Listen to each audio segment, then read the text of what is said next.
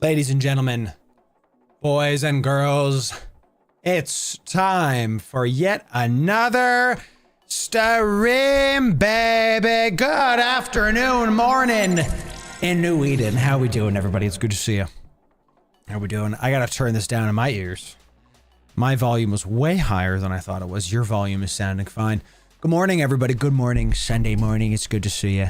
How we doing today, everybody? Welcome, welcome, welcome. This is going to be a good day. 07, it's going to be a good day. And let's talk about a couple things before we dive in. I'm sick again. Third time in 2 months. I'm not happy about it, but hey. Let's talk about wellness at the start of the stream while we pull some stuff up. Because wellness, as you know, is a pillar of this community. It's something that we really believe in. Something that we really try to, exemplify and live out, not just talk about it, okay? It's not just something that we talk about, it's something also that we do. I don't know why this is bigger, but, that's never really been a problem for me. Ladies and gentlemen, let's get a giveaway going right now at the start of today's stream. Let's just do it. Let's do it. My body just wants a bunch of antibodies. I'm a little loopy today, chat, so you're gonna have to be patient with you, boy. Let's do a giveaway. Come on down to the very beginning of stream. As always, we only do these giveaways to people that are following on Twitch or subbed on YouTube, only the free stuff. This is the only time we do these giveaways. This is the only way we do these giveaways. We do not do any kind of paid giveaway, whatever. Actually illegal, by the way. Not just about other terms of service. Literally illegal to do paid giveaways in the state of where I reside. and in America. So free stuff, chat. Free stuff. It's always free. Okay, so come on. Come on down. Let's get you in. Welcome in. We got some new files coming in. Gunner, good to see you. Taxman. Bro, the Taxman do become a thing. Okay, he's in my chat. I promise I file my W-2s every year. Okay? Don't, you know, come on. This is the only giveaways we do this way. Exactly. This is the only way we do giveaways. This and the ones on the YouTube videos. So, Ty's coming in absolutely Twitch primed. Out of your mind. Incredible for 2 months. And we've got Manny coming in also primed. Out of your mind. For 2 months. It's great to see. It's great to see. So, me too, Nova. I have all my papers gathered. I just gotta go do it. So yes, actually, Derek, not a joke. 100% correct. 100% correct. I got my Zycam, I got Dayquil, I got vitamin C gummies, I got Advil. And let's talk about wellness. Let's give y'all like a couple minutes. Yeah, Frazzle, just press F5. I got no drop frames. I got massive upload, download. We doing it. Let's talk about wellness. Wellness is one of the core values of our brand. Okay, generosity, wellness, and community. Not just as words, but as things we actually like try to believe in and live out. So why am I streaming then if I'm sick? Well, I made a commitment that I would stream 3 times a week and I make 5 videos a week at minimum. And so far we've upheld that. The shorts I actually had to step back from this past week because I've been sick. And the shorts are the weakest one. So I stopped. I didn't do a lot of shorts this week. And instead we just made some normal videos and some streams. That's what happens sometimes. Sometimes you can't fulfill all your obligations, but you try your best and you do your best. Now, let's do this giveaway and then we'll talk about some stuff. So, final warning, got to be following on Twitch or subbed on YouTube. Choose the free stuff, okay? Always the free stuff. Thanks, Thud. You know, Spooky's just first. Spooky's first, chat. That's it. Here we go, chat. The word is GM. Type good morning, GM. One time, case sensitive, just like I typed it into the giveaway chat of our Discord. One time, case sensitive into the giveaway chat of our Discord. Lots of fluids and rest. Yes, that's it. That's it. But I also made a commitment to do this. And I'm going to do it, even if it's hard. But I can't do all of it when I'm sick because that's not good wellness. I can't do full work days. So I'll do the most important things. I'll stream for a little bit. I got a show lined up for you that's a little bit less impact for my own sake. It's still going to be a good time, chat. Don't you worry. But it's not going to be so like, me like going crazy. We'll see. We'll see. Maybe y'all make me go crazy. And then we will end stream. And I actually have a haircut today too. So I'm going to be less Wolverine Loru. And I'm going to be more well kept. Okay. I hate when my hair starts going past my eyes, I start getting real bothered. So we're going to do that.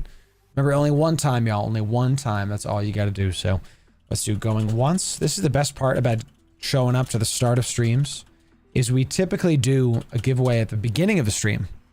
So you don't have to have all this competition. You know, there's way less viewers now, but in 20 minutes, I looked at the analytics. Within 20 minutes of me going live, we're up to our full amount. Okay, so I'm going to try to do a giveaway within 20 minutes to reward the early people. We go up to like 120 plus viewers on Twitch and YouTube at the same time. It's crazy. Really, I prayed for 30 people and now we got 120. Ain't that how God works, chat? If you give him the time, ain't that God works? 5, 4, 3, 2, 1. Last call. Sold. That's that. That's that, chat. So, you did plural. Nice. Nice. Some people too slow on the GMs. Too slow. Okay. So, you know, that's it. HMS. If I get a haircut, I'll be better again. Fun Creed Farmed. What an interesting name. Coming in tier 1. Out of your mind for 3 months. Yeah. That's fantastic. Thank you for that, my friend. Thank you. Thanks. Gang gone wrong, probably. Might have been he was suspect from popping people, and people got him out. You know what I'm saying? So let's see who wins some stuff, chat. Let's see who wins some stuff. Chat, we love it when brand new people win. It's just the brand new people to the server, to the brand, to the community. Absolutely brand new. The winner is...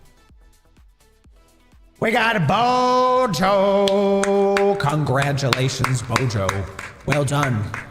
Well done. You're brand new, Bojo, so listen up. Listen up, okay? What we've got for you, Bojo, is an exclusive skin, okay? And you know what? I was going to give you a skin, but we're going to give you something better. Okay. These ships, I was doing inventory today, Bojo. This is a fully fitted Manticore, and this is a fully fitted Hecate. And they say Frye, but we can't take them to Frye because they are Tech 2. So we're going to give you both of these fully fitted ships, my friend. Okay, this is like over 100 million-isk with everything going on. You just get both of these. It's a Tech 2 Manticore. It's got real good fit, actually, decent fit. This meant for PvP, meant for faction warfare. I can't fly this ship because I don't have the skills for it yet, but Railgun Hecate, very, very nice. Yeah, 125 million. So Bojo, you're going to get both of those. And how we're going to do that, Bojo, is we're going to DM you. Okay, we're going to DM you. And tell me, what is your in-game name? IGN, please, on Discord, Bojo. On Discord, what is your in-game name? Once you DM me that, I will give you both of those. They are now named Giveaway Done Bojo, so you don't have to worry. They're not going to anybody else. And we'll get these to you soon. And as always, if y'all are winning giveaways, remember, we're going to give them to you within a couple days. They're typically done after the week is done, so I can do all the giveaways in like one bout, you know? So all of these are going to be done like soon TM. So what's the Hecate fit? I will show you. I will show you right now. I will show you right now. Hecate is one of my favorite ships in the game that I haven't flown too much. I need to fly it more. I need to fly it more. So how many times do you have before you get your first PvP kill? Oh gosh. Too many to count. You know, I'll put this in the Loru Gaming in-game chat. It's just Loru Gaming. That's all it is. All it is, I'll show to you. So it's just a at-range railgun fit. At-range railguns. You can probably do this with this. Notice there's no scram. You want to do this with a team. You can also do this with combat sites in high sec. So it's not just about faction warfare. You can also do it with combat sites with high sec. But look at this, chat. If we put in spike and we go to sharpshooter and we put on let's do, yeah, optimal ranges. And of course, we're going to have scan res to be able to lock stuff fast. You do 250 at 78. So you can orbit somebody at like 60 and you're going to be able to get the hell away from them with this afterburner.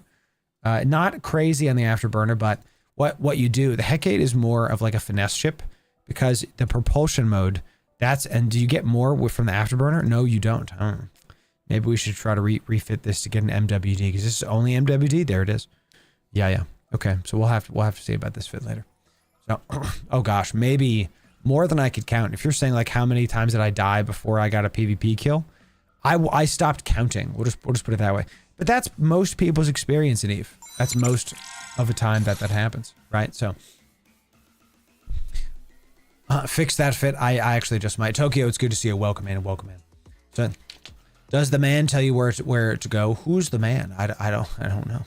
So do more ranks in Galented Destroyer or Attack Destroyer, give you CPU power grid. I'm negative on both by just a few points. You probably have engineering. Advanced weapon upgrades is an overlooked one that reduces power grid need for weapons, for turrets. So check out advanced weapon upgrades. That's a big one. And that's one that a lot of people are like, what did I do wrong? And then there it is. It's right there. So you can see I'm getting Tech 2 moon stuff, chat. We have a moon mining video coming out, by the way. You guys get the early stuff. So, you know. There was another one. Power grid management. Make sure you get your power grid management to 5. I mean, all of these should be at 5, honestly. They affect every single ship. If they're not sexy skills, but you just get it up there. So I must have, there it is, Qualitech. Yeah. This one, especially, less power grid on, you have to think about it like this. These are not sexy skills because you do this and then it's like, well, I get power grid back. Oh, well, what ends up happening is that's the difference between you using a smaller fit versus a bigger fit. And it might be what you need to win. So you can see the power grid on this fit is super tight, super tight. And what that ends up looking like is these are both compact. This is enduring. This is a Tech 2. Without that, I might have had to use a Tech 1 SIBO or a lesser afterburner, right? So it's all about making sure that you can squeeze the most out of your ships possible. The engineering skills are how you do that. So for sure. Hawk or Harpy for T2 faction warfare. I would start in a Merlin, dude. You know, like if you're just starting off, start off in a freaking Tech 1 ship. because they're just cheaper. Is this still missile ship? Ah, it's a harbinger ship. Is it the Condor? Yeah, it's gonna fly basically the same. Start out with the daggum Condor. It's gonna be awesome. You're gonna have a great time, and they're much cheaper. If you get a buddy or two, you can fly a Hawk going in. The Harpy is the blaster ship. Okay. So if you want to fly blasters, because they play very differently, okay? They fly very differently. Because I gotta tell you, if you're thinking about doing Tech 2 ships, it's right here, dude. The daggum Hookbill. Ugh, what a great ship for faction warfare. So good. Let me see if I can. Do I have a fit for y'all here? Let me see if we got this here. This is. Oh yeah. This is it, Chad. This is it right here. Okay, here. It's a silly fit, I will tell you. Given to us by a viewer. I very sure, because I don't name my stuff like this. It's got the rockets going at 21. The double web to lock them down. Okay, you go fast, and then optimal range tracking disruptors to make it so that they can't hit you very, very close. Now you have to understand, if you're fighting against a missile ship, this doesn't do anything, right? But you just don't turn this on against a missile ship, because you have to look at what the counters are, right? So Hookbills are really awesome because you can hull tank them pretty effectively. Look at this. We got just one small bay loading accelerator, and we have 2 transverse bulkheads, only Tech 1s, and we're at 5,300 EHP. Really, really great ship. I love the Hookbill. I highly recommend it. It's because of the amount of mid slots you get. You get a lot of these E-War tech that you couldn't normally use in other things. So goes 1,000 with the afterburner on, dude. Goes 1,100. That's great. Sub 4 align. You can line out if you need. You get that now. This fit does have the scoped scram. I think this is a mistake. You don't want the scoped scram. You want the. This is not a fixture fit, but you want the disruptor, because you want to be able to lock them down from far away. Because this whole fit reads like stay at like 15, stay like far, and like if they get within range of you, like web them down and take them down. So it kind of is how you want to fly it. You have to fit everything to your wind condition. So here we have, like, actually now that I'm looking at this, he has webs that are within 10. So we should have this then. So how this thing, he was correct in the initial one, Chad. I am loopy today, thank you. The thing about this is, don't look at that fit, Chad. It's just a silly fit. Don't even look at that one, dude. I'll show you.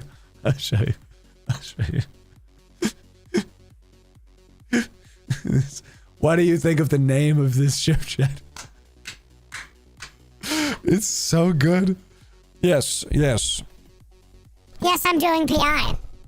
Nothing to see. There is definitely not a small fleet cloaked near where I am. Please lock me down. Please stop me from getting my loot.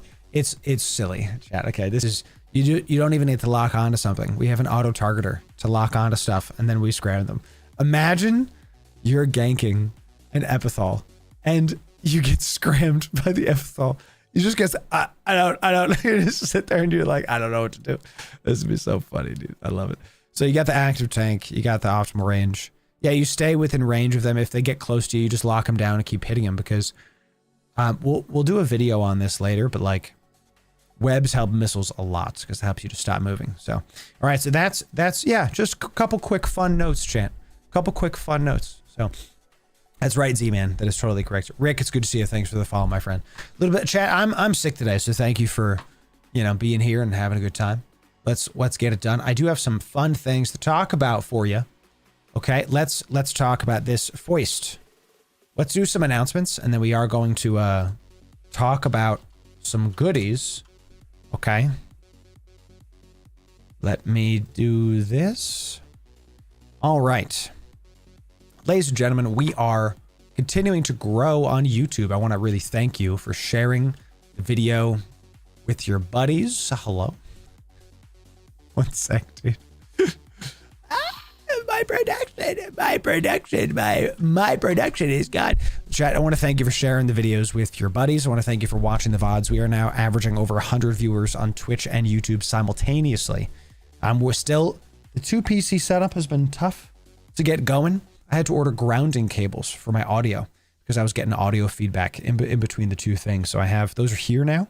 So I have them testing and we'll just keep it going. When I get that going, we're going to try to be live on TikTok as well. I know I haven't made shorts this week because I've been sick, but you know, that's still, TikTok is one of those platforms we're going to keep trying because we are getting some momentum there. It's not about necessarily the amount of views, right? It's about primarily the engagement that's happening. So the number of views for EVE Online videos, you might look at this and say it's not a lot of views. For EVE Online videos, these are more than most other people are getting that are making shorts for EVE. I was one of the first to make EVE shorts, and we're continuing to perfect how we do those. So thank you for enjoying the new series. Fix Your Fits. It is now no longer a new series. It is now a month in. We've got plenty of videos. A lot of people loving these. Some of our higher viewed videos in recent memory. Thank you. We put out one late last night. I was sick. I slept all day, fulfilled my commitments, and made a video at the end of the night and kept going. When Dune Awakening pops, we'll play it on stream for y'all. We'll see how it is, and we'll be able to give you honest, literal reactions. I'm excited to see how it goes. EVE is still going to be the primary game because EVE is where the bread is buttered right now. All that good stuff. It's going to be a good time. We are having Twitch front page time again. This is a big deal. We got it twice in 6 months.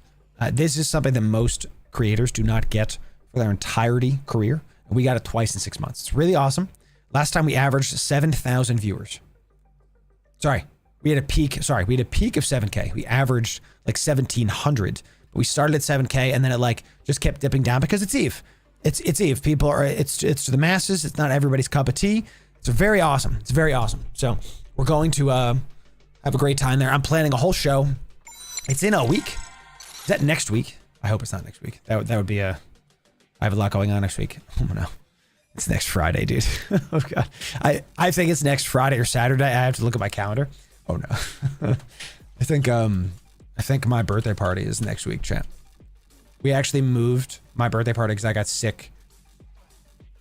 Yeah, it's next Friday. Oh no. My birthday party is the day after. I'm gonna be exhausted for that party. Well, good. My friends are gonna show up and they're gonna be like, happy birthday, and I'm gonna be like, yes, it's my birthday. Thank you for being here. It's gonna be a good time. So, I'm enjoying your videos now that I'm getting back into the game. I was one of those goons who gave up everything to take Delve. Such a fun time. I'm glad Rick, this is the stories that we'd love to hear about EVE. Thank you for being here, chat. Or Rick, thank you. I'm a little loopy. Thanks for being here, Rick. This is why we're here. Okay, to tell these stories, to have a good time. AM, it's good to see you. Shodan, what's up? Hexus, how are we doing today?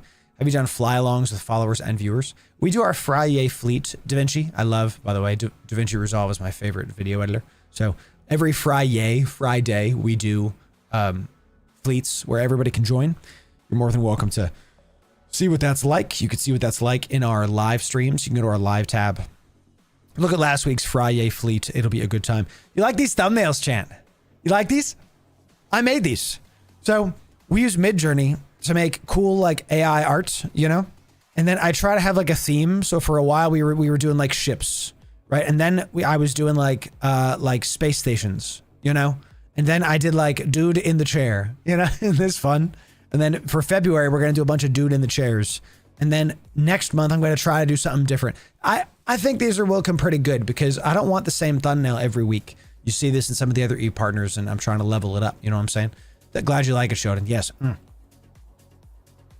Dragon. It's going to be a cruisers or below. We actually had this said in, the, I don't remember what it was. I don't remember who said it, but I may have been in our inner conclave chat, in our paid chat. We have a supporter chat for patrons, subs, and YouTube members that y'all get my like priority time. And let me just make sure that this is good to go. Chat, Bojo sent us his name. Someone in that chat. We're gonna give this stuff to Bojo chat, and then we're gonna keep it going. Bojo, bless you, my friend. Here it is. Guess what, Bojo? You get a Hecate and a Manticore, fully fit, dude. You get like, I think this is gonna be like 150 million ISK. Bojo, memories made, dude. Memories made. Sent. 07 to you, Bojo. Yeah. Awesome. Send that clip to any of the doomers that say we don't send our giveaways out, chat. So I'm gonna make a chat in Discord that goes over all of our Friday stuff. It'll be towards our like EVE Online chat. Because what ends up happening is a lot of people have the same questions every week. Like, can I bring my Loki? Can I bring this? Can I bring that? We'll put like a Frye fleet down here towards the gaming section, towards EVE Online, maybe even in the Loru desk. I don't like having more chats, but if I pin it, nobody's going to see it. People don't typically look at these. It's really frustrating because I try to like put everything there for you, but I have to make it as easy as possible. It's just how it is, chat. And you're not frustrating me, Dragon. There's a lot of people, and how do I find the best way to communicate to people is the frustrating part. It's on me, it's not on you. So yes, you could bring here's the thing. Memes aside. If you bring a cruiser or below that is Tech 1 or Navy, then you can get into all the sites. You can bring, I got you, Dragon, yes. If you bring your Loki, you can't get into some of the sites that we do. Right? Because we do the faction warfare sites sometimes block T3s. And you could bring your Drake, but you'll be slow and you'll be left behind. That's just the reality because you're going to warp slow. So I really recommend any of the cruisers that you see here. Okay. Any of the cruisers that you see, well, we gave them all away actually. So, Stabbers are great. Any Tech 1 cruiser is just gonna do it, chat. Someone gave us Battle Ventures, dude. I might this week if I'm like able to stream because I'm gonna take it day by day. I might look at this cap stable venture. Oh no, it's not terrible. It's not terrible, dude. Oh my gosh, it's so stupid. Look at this. Oh man, chat. Imagine, can we take this into the faction warfare sites? I don't know if we can. Dude, the drones are doing the bulk of the DPS. No, the drones are doing 1/3 of the DPS. Venture Swarm, look at this sig radius. Right. Sizzler, yeah, Sizzler understands. The lower the sig radius. This sig radius, can I help you understand something? A corpse has a sig radius of 50 meters. Okay. 50 meters. So this venture is almost has the sig radius of almost a corpse floating in space, right? 2x the drone. Yeah, crazy. It's nuts. You know, it's nuts. Yeah, and the blasters do be doing damage. It's just silly. The Venture might be one of the best ships in all of EVE Online, actually. Venture might be one of the best ships. And chat, let's do that. Actually, that's a good idea today. Shall we fixture fits Ventures, chat? Y'all want to do that? Look, I'm a little loopy today from being sick, so y'all get the behind the scenes. Let's have y'all help me pick which venture we're going to fixture fits. So we want to try to do give me the advanced search. I don't want to do ganked ventures. It's kind of lame. Let's do solo. Let's do venture. We're on Z-Kill doing this, chat. Okay. We're on Z-Kill. Oh, let me move this. It's like, boop. There you go. Solo. I want to see who's gets, yeah, we have, let's do only one in low sec. Which one are we looking at? That's just a Loki. Is that a scan? Ooh. Yo, this is an interesting, I actually don't hate this. Let's do gas mining venture in low sec, my guy. Getting that Myco. Bro, no one told him that Myco's worthless now. It's still ISK chat. Oh no, dude. Yeah, okay. What's this one? This one is not worth fixing because it's just stop running civilian modules in a daggum thing. Let's do this one for low sec. Ooh, give me a null sec fit. Let's find a good, ooh, that's a wormhole. Let's do that after. Find me a good null. This is our low sec venture, okay? It's too easy. There's nothing to fix, right? It's too easy. I don't understand. Sometimes I look at people's fits and I try to think, what were they doing? Right? Is this the same guy? Oh my God, it's another Astero. Dude, the Asteros are the terror. Look at this. The last week we did this, the Astero was killing it too. With Acolytes. Acolytes of all things. So intriguing. And this fit is very similar. Yo, yeah. Asteros are just the hunting frigate. Yes, Asteros are the thing. I was gonna say click this one and it's another Astero. You know, this one is not worth fixing because this is a perfect fit. Those that know. This is a Sino fit, chat. Okay, this guy just Sinoed. You might say cargo holds. This is actually a perfect Sino fit, most likely, because it's meant to be. Yeah, he pumps the cargo up to be able to Sino one time, assuming that the venture dies, and we'll actually cover that in our venture Sino video later. Yo, is this a? You got bubbled in another gassy boy? Yeah, this is a good one to do actually. This is a good one to fix. I like this one. I like this one. This one is too obvious. There's really nothing to fix. He just got jumped on. This one, we can fix a couple things. Like he's got EM resists and shield heals in his lows. It's not worth. I understand it, but this is actually a real. This one is a perfect one to fix because they had a goal. They had a mentality in the wrong ship. So that's our low sec one. Let's try to find one in high sec, chat. Let's see. Can we find one in high sec? Yep. Let's see. There's got to be a ganked one, dude. It says ganked, but there's only one guy. So, yeah. Oh, dude, he's got optimal range group. he's doing everything. Oh, yeah. New bro. I think that one wins. Yeah, this one's too easy. Probably nothing real. What? How are you going to yeet a hype? Bro got killed by Hyperion, dude. What happened? He must have been at war with this Corp. I don't think that my guy, I mean, did he have like too much in his cargo? Is this a million ISK? 1.5 million. Yeah. That's not a billion, is it? No. Yeah. He got killed by a Hyperion, dude. All right, so we got high sec, we got null sec, we got low sec. Do we have a wormhole? Let's do, no, that actually might be enough. That might be enough. Okay. Yeah. Let's do it, champ. Let's do a fixture fits, shall we? So, let's do a fixture fits. Everyone say hi YouTube. It's intro time. Okay. I have to get my face right because I'm actually like loopy from the medicine and everything else. You know. Thank you for being here, chat. I'm trying to push through. Really appreciate you being here. Okay, we're gonna have a good day today.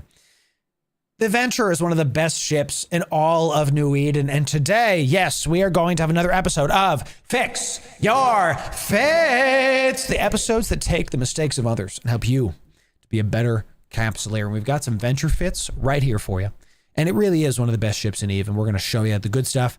Let's get it done. All right, we got this first one in null sec, y'all, and this one's fun because we got a gas mining Venture. Okay, we're in Delve.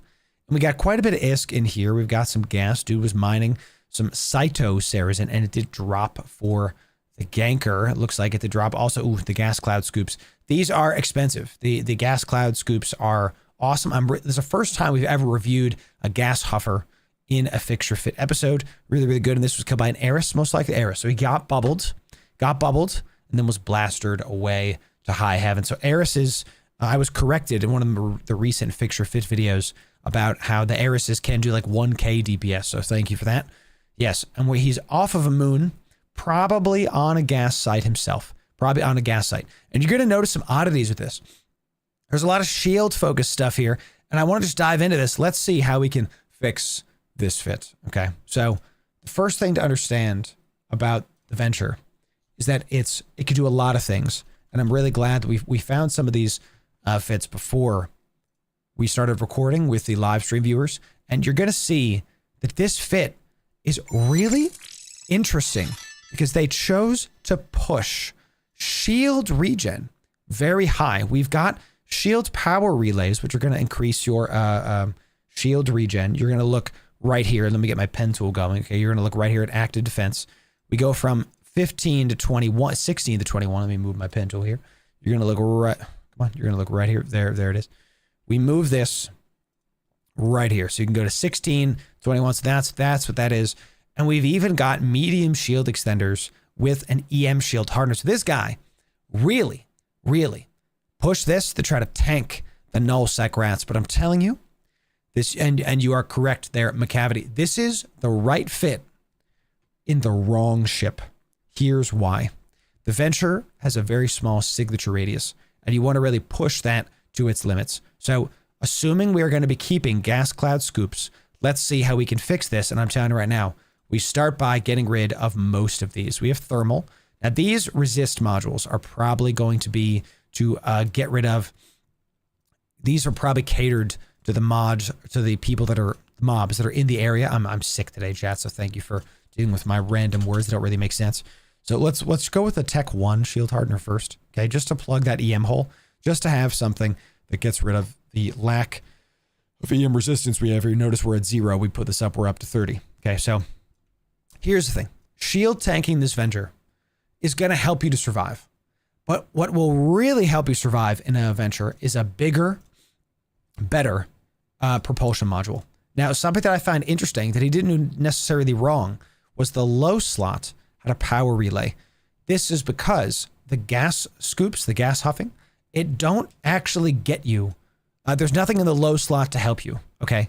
You know how miners have like mining upgrades and ice miners have ice mining upgrades, right? Gas huffing don't got that. It's just got nothing for the lows. So you kind of go, then what do I put in the lows? Here's what you put in the lows. You put in nano, okay? You're going to go fast. You're going to go fast, chat. We're going to go nano. Let's do a type D. With one type D, we go sub 4 align. Okay, so we increase our align. We want to be sub 4. We're just going with cheap modules right now because let's just start with the cheap ones to see if we can go up from this, okay? We're sub 4, and that one type D is going to make our base on-grid speed go from 418 up to 454. With an MWD, we're almost at 3K.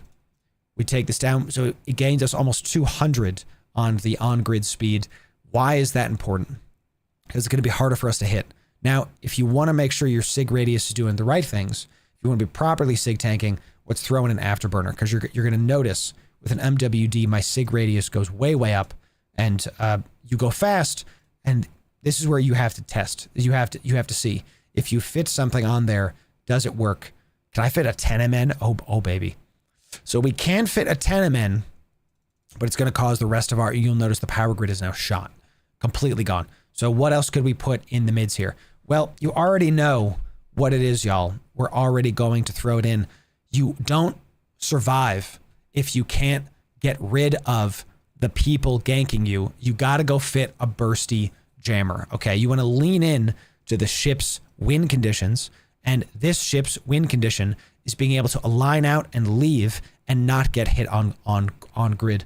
Again, it's about the SIG radius with the Venture. This fit was relying on the Venture's tanking. The Venture has a very low tank. We only have a 281 base shield HP.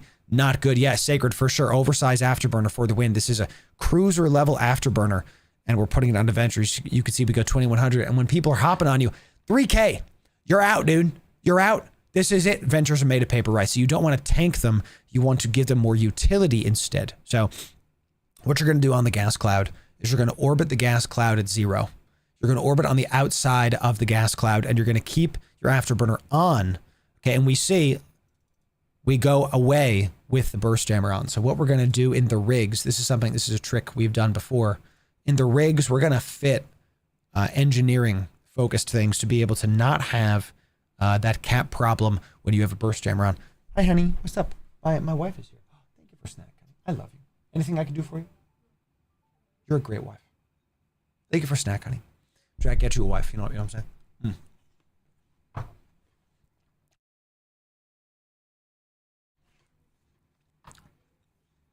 Love you, honey.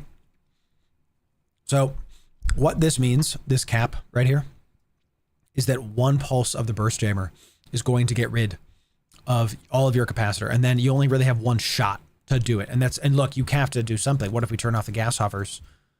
Is it still stable then? Only a minute, but look, you're going to have these on when you get hopped on. You can't just look at the numbers. You have to understand what's going to happen. So you're going to have these hovers on, and you're going to have the afterburner on. When you're doing this, we must go fit some other engineering things. So something else we could do is we could take out the nano aim. We could fit some cap in the lows. Let's like play around with this. This is really important to see. Let's go for some engineering. What we're looking for is capacitor. Now, one of these, we're now cap stable.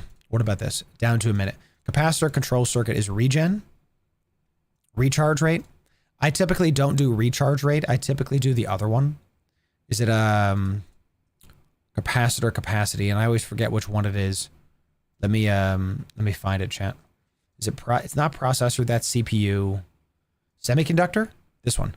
I always do capacitor capacity because I found that it, as a one of, gives you more. And look, we're at 130. We're at 30, now we're at 130. So that's good. You could do another one. Now we're stable. But let's see what we can fit in this third slot to continue this forward before we do anything else, okay? Memory cell, correct. Thank you, yeah. Memory, I literally forget it, and it's called memory cell. So funny. So, I don't love the battery. We could do a battery. I don't love the battery because we have to address something else. The venture is made of paper. So what I think we do need is one shield extender. And I think you lean into the sig radius and you put the astropic. Look right here. Okay. Tech 2s, we go up to 2k EHP from 1k. You double your EHP. The astropic does not reduce your sig radius, which is the point. Now I know it's made of paper. Why would you fit a shield module? This fit, you get hit once, you die. Once. This fit, you get hit twice, you die. That's what I'm saying. 1 minute 30 with cap not being stable enough. I agree. We can always just put another one of these on. And there it is. I think this is what does it.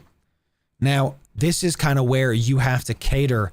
This slot right here is the one where you have to test. So if you live or die decided by 10 seconds or less, cap stable is met, burst, I think, yes. So what we could do, another thing we could do in the lows, in the mids, and maybe this is just the right move because of what we're dealing with, is we do put a battery there. Now we can only fit compact good, and then we get rid of this. Now, can we get rid of this too? Nice. Okay. This is why we do these. By experimenting with the fit, we kind of move the role of the slot by doing one small battery. We're stable cap. We don't have to have any rigs for cap. Now we can put shield rigs in here. Okay. So let's end one of my favorite rigs, Jardy. If you watch these videos, you know what's coming. Let's get the particle dispersion projector. This makes these go from 15K out to 18K. That might be the difference between you living or dying. Actually. So what to put in the last rig? Can we do another one? Pushing out to 22. That's pretty hot. Why no bulkheads? Because you've got no tank. This ship is not going to survive. It's just not. So we close the EM hole. This pushes it out to 22. This makes it go pretty far. So more scoped, quicker to fill cargo, less time in space. More scoped. I'm not sure what you mean, Van. Elaborate. I want to understand. So, and look at our power grid. Tight, chat. Possibly core stabilizer in the low. Possible, but here's the thing. We like our on grid speed. What is the wind condition? As rigs, they improve amount scoped by gas scoopers. Is that a thing? There are rigs that improve your gas scoops. That's just for drone, I think. Small emission scope hardener. No, that's not it. Drones. This is just for drones, I think. Unless I'm misunderstanding something. So I don't think there's rigs for gas. I didn't think there was. Let's go to the resource harvesting ones. I didn't think there was a... No, we can only fit a... Here, let me just get rid of this. No, there's just salvage ones. There's one for Merc. I didn't think there was a gas harvesting one. I don't think it has rigs for sure. So here's where you have to test, okay?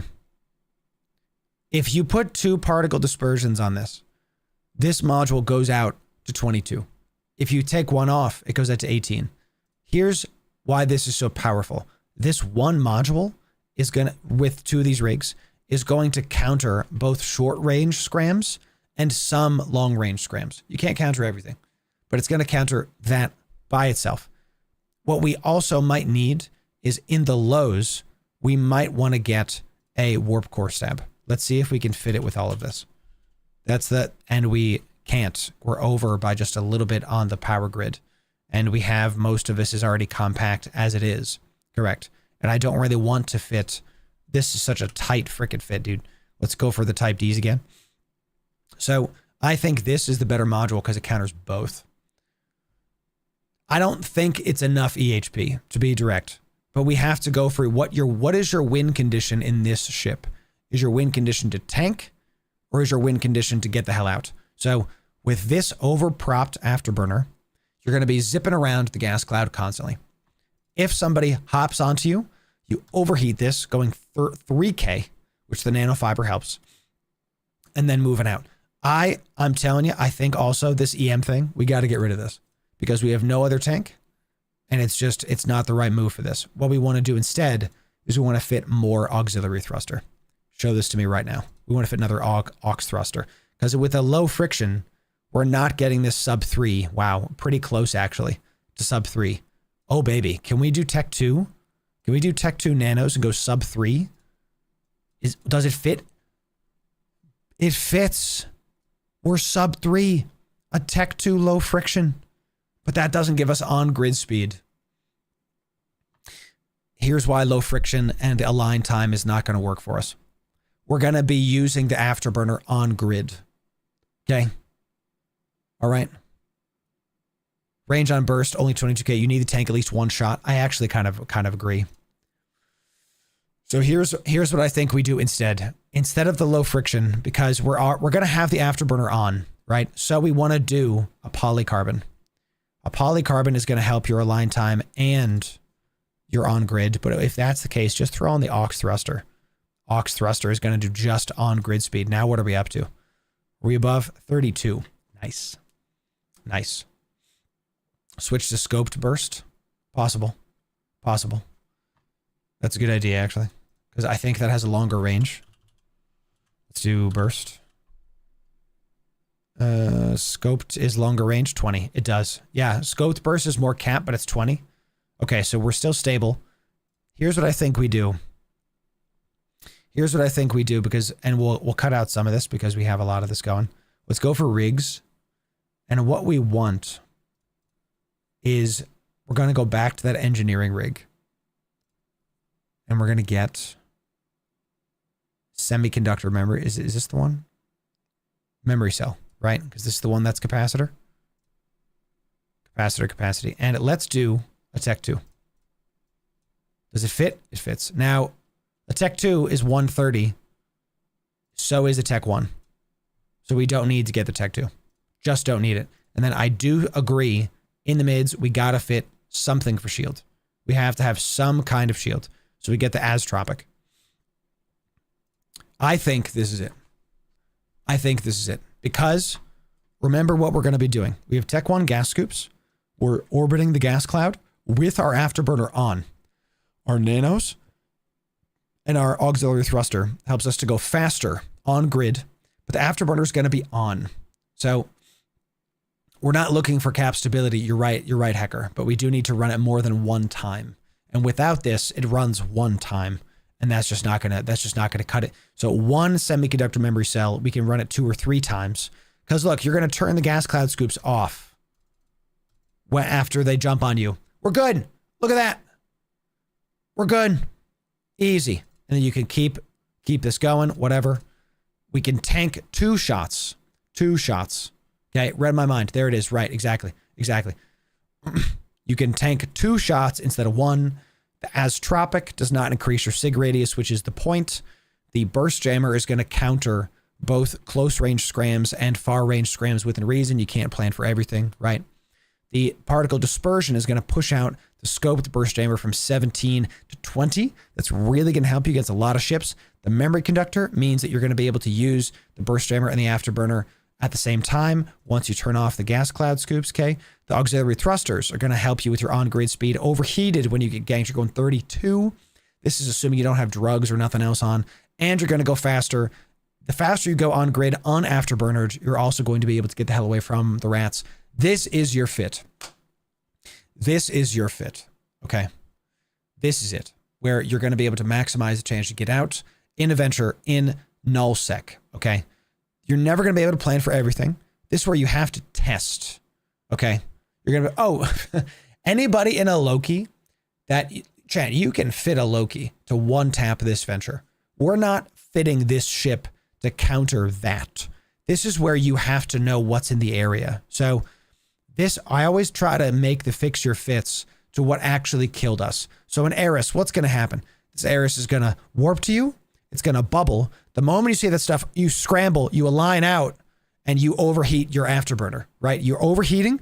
You're trying to go like a little bit away. If the Eris is here, if the gas cloud is here, and you're orbiting this thing, the Eris warps in and bubbles you, right? The Eris warps in and bubbles you. You're right here. you're going to align out and try to get transversal on this Eris. So that way he's not going to be able to hit you. And he's got blasters. So the moment you get a little bit away, you're going to be good. Now the Eris is probably moving fast too, but you can overheat this and go pretty quick. Okay. That might save you. This didn't save him. These shield modules did not save him. What is going to save you is utility, and is going to save you is the maximizing the chance to get the heck out. We understand that you can never plan for everything. Consider this fit fixed, ladies and gentlemen. Let's do a low sec. Let's save this guy. And while we're saving this will be in the description for you. It takes 2 clicks, totally free. He had the right drones on, by the way. He had the EC drones. The important thing to understand is that the thing that killed this guy is not just this fit, is also that when you're in nullsec, you have to be aware of who's in local, and you have to be descanning. You have to have that intel network. So this is also a failure on the intel network and on the locals for being able to call out, hey, there's an Eris. Eris don't cloak. Eris is a bubble ship. It's going to be warping around. So make sure you're looking in the intel channels, chat. Make sure you're looking. So really good discussions, chat. All right, let's look at this one. Was in low sec. Okay, low sec. Now we have a similar thing going on. We have an Astero that ganked this guy. And this guy is also huffing. We got double huffs today. Didn't mean to do that. We do have Tech 1 huffs as well. We've got a Venture that's scanning stuff and trying to do multiple rolls at once. I got to tell you, I don't hate this. Don't hate this. Let's look at what dropped. The Myco didn't drop. He was hoping for that Myco, chat. Low sec Myco Saracen has gone down in value, but still something that is worth going to get comparatively to Tech 1 or all that stuff. And an Astero got him with a drone. So this is going to be a tanky PvP Astero. Let's see if we can fix this fit. Very different from the last one, you'll see. Closer to proper. Closer. But still just doing too many things at once. And I do believe ultimately that is what killed him. Okay, so you've got this shield extender. He's got the medium shield extender. We've got the rangefinder array. And what this guy's doing is he's in low sec. And he's got, right, some survey scanners on there as well. He's got this fit for 2 things. He's got this fit for scanning. And he's got this fit for, wow, he's even got the grav capacitor in the rigs for scanning. And he's got a fit for gas huffing. So what this guy does is he's got a Venture that while he's on the grid huffing, he's scanning stuff down. This is fine. This is a very common thing. The problem is you end up dying to somebody that is solely fit for one thing. So, and the sig radius on the MWD is going to let him get caught a bunch. Notice on our last video, or our last Venture, excuse me, we had one that was 40. This is 300. Okay, so this one's going to get locked really faster. Going to help him to get taken down, all that stuff. He does have the medium shield extender. See, that this tank didn't save him from a Venture. He had a warp core stab on, but it didn't save him from the Venture, who probably had a 3-pointer instead of a 2-pointer. So this is going to stop 2 points. If he had a 3-pointer, that's it. He also has hyperspatials. And you know that I've talked about hyperspatials in the past. Hyperspatials can be good on dedicated scanning ships. But if you have a ship whose goal is to be on grid, these are a waste. And they end up getting you killed because they help you warp around fast. But if this ship is going to be on grid, and it is, this is a waste of 2 slots. And the Venture is so tight, you really need this to do more things. So let's try to do what this guy was doing. Okay. He's got a scanning ship, and look, this rangefinder array only puts us from 79 to 76. So this is a waste of a mid. I would get rid of that. I would also get rid of the MWD because it helps us with our stuff there. And we're going to get rid of these hyperspatials. I got to tell you, the small grav capacity, I think, is pretty good on a gas hover ship. It's decent because it lets you be on grid and scan stuff down. I don't hate that. And especially because you don't need anything in the lows. Sure. Let's see if we can fix this. We also are going to need, I know that he probably used them, but we need EC300 drones down here. The last fit did have them. So EC300s. Let's get rid of these. And you only need, this is a good point. Only bring 16 total probes. 8 for in your module, 8 to be in space. You don't need 24. It ends up being actually a waste of money. So you only need 16 probes with no matter what it is. Don't bring more, don't bring less. Because if you bring 8, you can't reload your module while they're in space. If you bring 24, 8 probes just sit in your cargo hold and just a waste of money. So, and here's, I see this comment, Commander. You need to travel out to find gas. So the hyperspatial rigs on my prospect. I hear it. What you need to do is have a dedicated scanning ship and then get into another ship. That's the best way to do this, because you're just going to get killed by a full PvP venture like we just saw. So we've got this one. Let's fit for basically what we were just trying to do, chat. So we're going to have a tighter ship because we've got a scanning ship. Let's see if we can do this a little bit better. We obviously cannot do a, we might have to do an MWD because an afterburner is only going to go 1K. So see what happens when you do two things at once.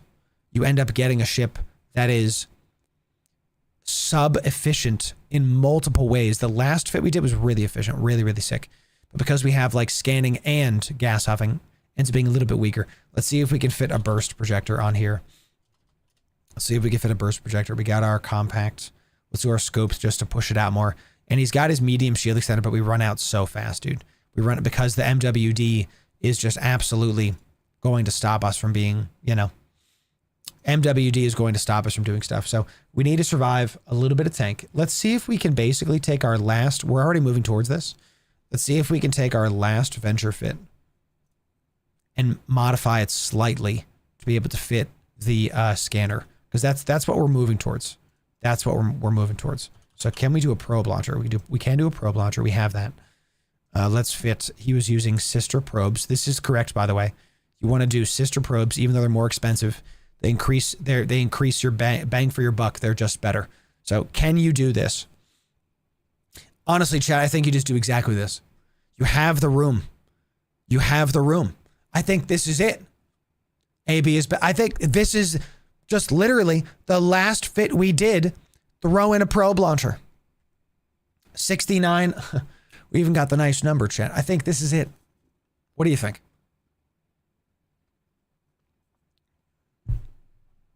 What do y'all think, chat?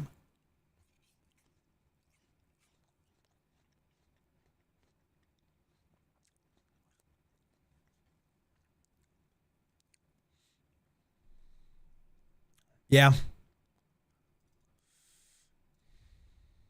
I think it looks good.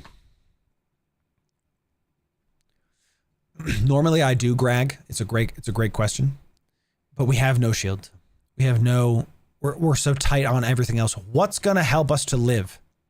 Plugging the EM hole or being able to use our burst jammer 3 times? Twice, 3 times, whatever. What's going to help us more? Plugging the EM hole or having our burst jammer be out to 20 instead of 17? It's not the EM hole in this one. So this fit works. We took our last fit and just modified it for also scanning. This is a very good thing to do, I think, when you're on the huffer. When you're huffing gas, is to also scan stuff down. You don't necessarily need the gravity capacitor. You can take out auxiliary thrusters for the gravity capacitor if you want. That's what I would do. If you did that, let's just see. Let's just see what it looks like. Gravity capacitor pushes us up to 76 and we go 21, and instead of being like 30 something, we're at 3,000. Still pretty good. I still think you don't need the gravity capacitor. Who cares if you're scanning a little bit slower, if you're taking damage from players and dying to players? So I think that this is the, let's save this as nullsec gas venture scanner. I like this. You have the spare slot. We have the spare power grade for just a little bit of extra money. You can also fly this as well. This is pretty great. Consider this fit fixed. Very, very nice. Very, very nice. That was a really good one, chat. That was a really good showcase of like what you can do, you know? So, okay. All right, so here we have one in high sec, and we got a high sec miner, actually. And we got somebody who's hunting them rich. He's going for that yield, okay, chat? Going for that yield. And what we've got is one miner, which is already not great, but he's got railguns, optical range for remote trackers. So not going to help his ship, actually. Maybe he was with his buddies. And shield and a afterburner, and he's got like and no rigs. So this is a very cheap ship. He died to a ganker, showed up. He was ratting while he was on the belt. You don't need to do that. Let's show you how I would fix this fit. This is really good, actually. This is going to help a new bro. We're about to really help a new bro out, chat. Okay. First thing. You don't need the weapon. You're going to use 2. Let's just take out the ones that don't work. This is a remote. You have to look at the keywords if you're a new bro. Remote means it affects other ships. So assuming you're solo, you just don't need this. You also don't need to be boosting each other. Just use your own remote repper. You're not an endgame player. You're on a Tech 1 asteroid belt. You know, just fit a tracking computer for your guns. You don't need a tracking computer, okay? You just use drones. And I know you do a lot of DPS, but you don't need a lot when you're on the asteroid belt. These asteroid belts are very like, you're just not going to die to these mobs, okay? Medium shield extender, that's interesting. Compact afterburner, fair enough. You want to push the SIG tanking up, that's fine enough. And we do have a salvager. Civilian salvager, yes. This one, we kind of said this. You get these from the air career program. You don't want to use the civilian salvager because it's so much worse than the Tech 1 salvager. It's so much worse. So spend a little bit of extra ISK getting you a Tech 1 salvager. This makes sense to me because they're killing rats on the belts. They're a new person. You want every piece of ISK you can. You want the Tech 1 salvager to be able to just get off the grid faster. Do that for sure. Now, this is going to be a very different fit because what do you do against a high-sec ganker? Because you can't use burst projectors in high-sec because you're going to get hit by Concord yourself. What you do is we're not even going to fit for those. This is a D-scan problem. Okay, what we're going to do instead is we've got the mining laser upgrade ones. We've got the EM to plug the EM hole. We are going to fit this for tank. We're going to fit this for, we're going to help these, poor nerds out. We're going to put some shield extenders. Let's just see where this goes. We go up to 3K EHP. I don't love this. We're going to do instead, we'll plug the EM hole and we'll put some auxiliary thrusters on there. Okay. Maybe we get, you know what, chat? Yes. Ready. We get the, it's not the nanos, it's the polycarbons. One polycarbon is going to get us down to 3.6, 2 get us to 3.3. One polycarbon gets us to sub 4. Then we do the auxiliary thruster. Okay. Auxiliary thruster. With this afterburner, let's see if we can overprop this afterburner. Can you imagine, Chan? Can you imagine we can overprop the after? Oh yeah, get rid of the medium shield. We can. Look at that, Chan. Overpropped afterburner. Sick. With the polycarbon, if they're sitting still on the rock, they can sub 4 a line out. Okay, because you don't need necessarily to SIG tank these mobs. Okay, if you're sitting still on the rock, the polycarbon gives you sub 4 second align. That's worth it. The polycarbon also helps you with on grid speed. Remember the nanofiber, the low frictions are only a line. Polycarbon is a line and on grid, and auxiliary thruster is just on grid speed. That's the great right. Overpropped, overpropped high sec venture. It's so good, dude. So good. So now let's put some shield extenders on this. Let's get a nice Astropic on there because it reduces your SIG radius. And then what else do we want to put on this to help the new bros? What else could possibly be put on here to help the new bros? We don't fit burst. We don't fit warp core. Now, let's think about this. This was one catalyst.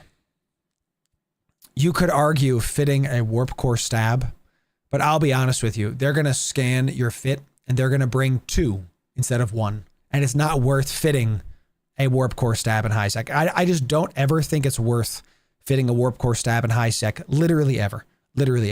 So what we could do is fit double shield. We could fit double the Astropic. We could do that. Sensor damp since Fos and high sec warp in at 0. I don't know. I don't think so. Let's just go over our options. So we've got our filters to remaining resources and to hull restrictions. I just changed some of your lives. Okay. So you have to have those fit. These buttons are going to help you to go, what? I have 1 slot left. What can the venture fly? What can I fly with my remaining resources? I just changed some of your lives. Okay. The survey scanner. Sure. Yeah. Because more shields. What's more shield going to get us? Maybe nothing. So we could do a survey scanner to see how much is left on the rock. Give you some stuff. I'll tell you too. Survey scanner for high sec. Yeah. That's it. And then we don't need these ammo. Okay. Don't need that ammo. The guy had a lot of ammo on him too. That was a mistake. You don't need to. This is a new bros. Listen to me. You don't need to bring like all ammo for all situations, okay? This dude had a bunch of ammo. He probably doesn't even have this much ISK, right? A lot of the value in what dropped was actually some of the value that dropped was the ammo. Look at this, 23,000 to uranium. I know we're talking about tens of thousands, chat, but this is a new bro, okay? Here's, look at this. All this dropped, and he didn't need to have this in his cargo hold. He just didn't need it. The Venture doesn't need guns. If you want to kill rats, if there's rats on the belt you want to get rid of, go fit a Merlin, go fit the Tech 1 blaster ship, and go fly that instead, kill the rats, and then come back in your Venture. You don't want this one. You don't need to have like a Venture have turrets, right? You want the Venture to mine. You want it to do one thing. So you're going to see this fit is way different than our null sec fits. Let's do high sec Venture. Let's do high sec newbie, new bro, miner. Ladies and gentlemen, this is your high sec new bro fit. Here is what it is. You've got 2 miners, Tech 1s, to be able to make sure you get stuff done. Salvager. I think this is a really good put on a high sec Venture fit because there's going to be wrecks on grid. Typically, these wrecks are, even if they're yellow, new bros, if the wreck is yellow, if it's not yours, you won't go suspect if you salvage it. Just don't loot the cargo. All you have to do is not loot the cargo. If you salvage the wreck, you won't go suspect. Okay, that's great. You have an overpropped afterburner. This is going to let you go 20. You have a cruiser level afterburner on a Venture. If somebody's hopping on you, you can go in a direction. You could overheat this and go 32 almost in a direction. Those catalysts might not be able to keep up with you. And that's that. There it is in chat. That one. It's good to, or that. It's good to that one. It's good to see you. You don't go suspect if you salvage someone else's wreck. Very big deal, especially if you're new, bro. Yes, this is going to get you more ISK. Having an Astropic shield extender is not going to affect your signature radius, make it harder to lock you, make it harder to hit you. Survey scanners, you can see what's on the rocks when you're new. You want to try to get the one that isn't being super mined, get this done. A miner 1 is going to be able to give you more mining efficiency. You want to go towards your ship's win condition. Okay, this is the goal. This is what you want. And finally, the rigs. Your EM shield reinforcer, because there's really nothing else there to put. You could put another auxiliary thruster there if you want, but you are going to be tanking some belt rats randomly, so you might as well close that EM hole. 0 to 30 is a big deal, so you might as well throw that on there. That's true. That's true. McCavity, you've leveled this up. You've leveled this up. Put on this one instead. This one is the better yield miner, okay? Don't run tech. Try to get out of the Tech 1 miners as soon as you can, because they just don't do as much. Let me show you the compare tool, ladies and gentlemen. Let me show this to you. We're going to filter by estimated price. We're going to take off all of these that are like super expensive. Let's put on optimal range, and let's put on mining amount. Okay, so you see the Tech 1 miners get 40. Optimal range of 10. The scoped miners are cheaper. Less ISK. Mine more, have bigger optimal range. Big deal. Is there a residue? Residue burns stuff off the rock. Is there a residue? No residue. Literally, never fly Tech 1s. Only fly Gaussian scoped. Look at that. It's cheaper. It's less ISK. It's better range. Less ISK. Dumb. Fly these instead. Here's your fit. Okay, thank you. But there it is. That's why we do it live. McCavity, got it down. Fly your Tech 1 Hornets, your Tech 1 drones. Fly them. Don't use any other DPS things. If you got a bunch of buddies that are all in Ventures, you put 2 or 4 drones on a Tech on a high sec belt rat, they'll die. It'll be slow, but they'll die. So might have high requirements to fit. It might, but I'm telling you, it's going to be so easy. So easy. Now, mining 1. No. It's cheaper. Literally never fly the rest. This rig increases the aux thruster, increase your on grid speed. Polycarbonate increases your align time and on grid speed. And this closes the hole. Here's your high sec Venture fit. All of these will be in the description. Consider those fits fixed. This vid, send this to one of your new bro friends. Okay. Send this to one of your new bro friends. This is going to save their lives. Really awesome. We got our first ever gas huffing stuff today. If you want the full Fix Your Fits playlist. It's right here. If you want to sub to our channel to get the rest of the best Eve guides on the internet, that's right here for you. We'll see you in the next video, y'all. Thanks very much. What do y'all think, huh? What do y'all think? Oh. All right, chat. That was good. Wow. Wow. This one gonna help some new bros. This one gonna help some new bros. Wow. This one especially. This one especially. Because this fit, if you played the game as long as I have, this screams, I don't know what I'm doing. Right? This screams, oh, because to a new bro, it's like, you know. Well, I go to an asteroid belt, and there's mobs. So I'll kill the mobs, and then I'll salvage them. So they're like almost there, right? But these are the wrong module. You know, it's got no rigs. Rigs are scary when you're new because you can't swap them out. Doesn't matter. You put these in. They're so cheap, Chad. This is $1 million-isk venture. It's very affordable. So, you know. Yes. Actually correct, Cam. Actually correct. Mm-hmm. Right here. We'll put this in down. I put this fit into the Loru gaming chat. And I can say that I never use survey scanners, even now. I would just fit another tank. Because you go from 19 to 28, and I just like the ability to have like a bunch of tank. And I normally do tech 2s because I'm confident enough in my ability to be able to throw on. I'm confident enough in my ability to be able to get out of there faster. But still, look how tight this is with 2 Astropics. Power Grid 3. This is still good. The SIG radius didn't even go up that much. So, Newbro Experience has you do the multi-role fit. I recently did the air missions. Interesting, Dan. Yeah, that makes sense that they want you to have one ship. But then you start, once you learn about things more and more, then you end up doing bigger, better stuff. You know, so chat, let's do a giveaway. Let's see what kind of skins we've got to give away.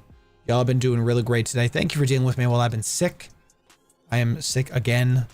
Pray for me because, you know, I just have had back-to-back sicknesses for some time.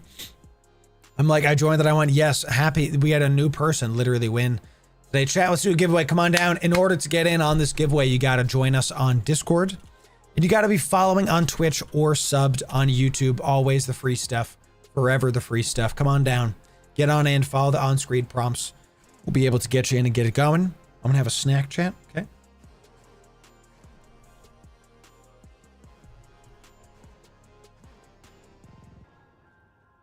I got to set an alarm because I had a haircut today.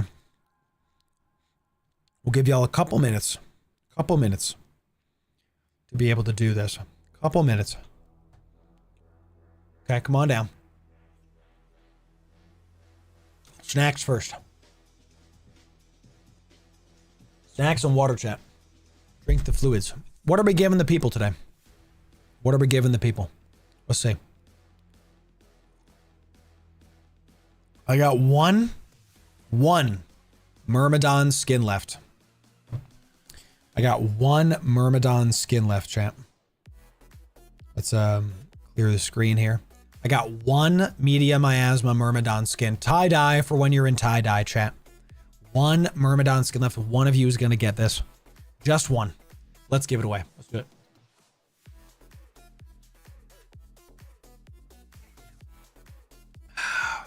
Good old-fashioned agua. The Frye fleet. One day we'll take battle cruisers out. One day. Laughing, we keep the gifts off to protect the people, but thank you.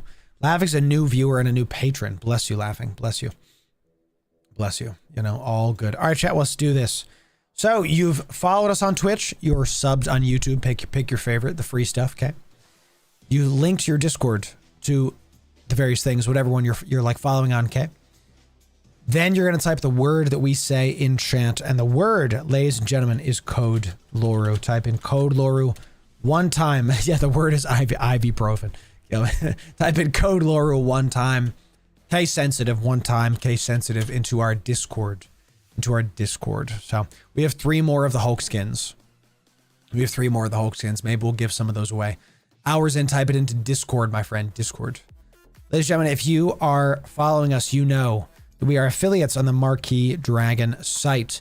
Use my code in the Marquee Dragon site to get all the same EVE items you are already buying for less money. I get a cut. You guys get it for cheaper. It's the best way to do things. The Luminary packs are out. These are barely worth it. Barely. They're really worth it if you like the skins, but other than that, not so great. We always like to say the truth, chat. We're not just going to try to sell you something. So how to use my code is very simple. You add something to cart. You come up here. You type in LORU. That is the code, LORU. And then you see you get a bit of a discount. I know it's not a lot of money. I know. But you get the same items you already love for cheaper. For cheaper. Okay, so you get cheaper than the even game store, cheaper than on the official website store. Use my code. You can use my code as well on the official EVE store. But you don't get a discount there. I get a cut off from both, right? You don't get a discount from the EVE official store. Some of you like the official store. You don't like working with a third party, even though Marquee is legit for this. Totally legit. Been doing it for decades, working with the EVE devs. Some of you want to use the official EVE store. That's fine. Use my code. You support the stream. You get a no discount there, though. You only get a discount on the Marquee store. That's why we hype it up so much. If all of you use my code every single time you use Omega, you'll get everything for cheaper. I recommend the 3-month Omega because it's going to get you with my code at about 15 bucks, which is what I'm comfortable spending for MMOs. Like, I don't like the $20 ones. You're literally wasting money if you do the 1 month buys. So use the 3-month code, use the 3-month Omega with my code to get it close to $15 a month. Thank you for the hundreds of you that use my code every single month. Is hundreds of you. Okay. This past month, we broke a record for January. Y'all, so many of you used my code that it broke our January records. So thank you for that. Really, really appreciate it. Huge stuff. You support the brand. The more you do, we do more dope stuff. Thanks for that. Going once on this giveaway. Going twice. Going last call. I'm just going to type it in. I literally can't type chat. Last call. When I type sold, that's going to be it. When I type sold, that's going to be it. So, Grukai, thank you for that. That's what we're talking about. Obi, it's good to see you. Grukai, literally spend less money on the game you're already enjoying. That's it. That's why we talk about it. So, you know,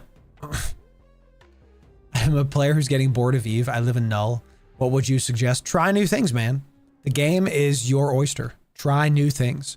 You can go try other stuff, and the more you try, the more you can do. And look, there's nothing wrong with taking a break. If you just don't want to play EVE right now, don't force it. If you're not getting joy out of it, go play another game and come back in a couple years. Then there'll be more to do. You don't have to keep playing EVE forever. That's, you know, try Wormhole. Wormhole space is definitely a great idea, totally. So 5 on this giveaway. 5, 4, 3, 2, 1. Sold. Richard Darkstar. Cut by the skin of your teeth, my guy, showing up. We love to see it. So I love it. I just want a station and want to sell stuff from it. Can I place it in high sec? No, Crafter. Placing any station is going to put a target on your back, but doing anything in EVE puts a target on your back. Okay.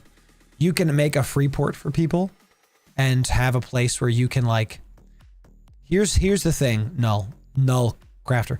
If placing any station makes you susceptible to war decking, you're going to have to be ready to defend it. That's all. If you and your buddies, if you're just by yourself and you're placing a station, I don't recommend that. You got to have a corp. You got to have a whole people. You got to be able to, like, see what the heck is going on and call it a day. So when I get so bored, I make a new alpha and goof off for a week or two. Yeah, actually, that's a good point, Syncline. Yeah. It is. Because go to Abyss in an, like an alpha. Oh. The fear of God gets put back into you, you know, because the Abyss is scary, chat. It is. All right, chat, we got our winner for the Myrmidon skin. Okay. We got our winner for the Myrmidon skin. Thank you all for being here while I'm not feeling super hot. I really appreciate it. It's good to have you. Chat, the winner is a patron. You all know that being a patron does not increase your chances. No paid medium does. Everybody's on an even keel. But we do like when patrons win. I appreciate it. The winner is Scotty B. Congratulations, Scotty. Well done. Well done. I believe I have your in-game name, Scotty. So let's just give that to you right meow. We really do. It's just Scotty B. Congrats, my friend. what we're going to do is we're going to give it to you right now. If I have your IGN, your in-game name, then we are going to just give it to you right now. Pause. We're just going to send you the skin. Congolese rats is right. Okay, let's give it to you. Scotty, enjoy. Remember down skin, Scotty. 07's to you. 07's to you, chat. Yeah, Merman looking real nice. I use my Galente Victory skin. I'll be honest with you, chat. Good looking freaking skin that is, chat. All right, so we did a real good fixture fit episode today, so that's nice and checked off. I'll look at the mail after. Thank you for sending me mails. Let me see what we got next here, chat. Let me see what we got next. Okay, first ever fixture fit venture episode, and y'all were here for it. So, oh no, I would not drop a station. Oh gosh, do not. You have less than 10 million skill points. You're talking about dropping a station. Do not sell the station. Sell the station. Invest that in ships instead. You drop a station, you and your corp needs to be ready to defend it. If you're just by yourself and less than 10 million skill points, the gankers and the people that want big kill marks want you to drop your station. That's what I'm trying to tell you. Okay. That's what I'm trying to tell you. So yes. Got ganked to procure a while back. We future fixture fit for mining barges. We actually did one the other day. I still got to put it out, but yes, we will for sure. So, all right, chat, let's, we got to talk about a couple things. All right. I'm gonna drink some coffee here to get some adrenaline going. Okay. Can I explain about the afterburner on the Occator? I will, because it's very important. And then we will do this next thing. Okay. So if you're on an Occator, okay, if you're on any ship, what we do is align time is bound to your ship's inertia. Okay. Roughly speaking. So in an Occator, and here, let's turn this back on for now.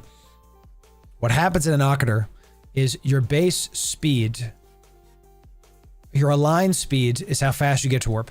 And it's at 18 seconds.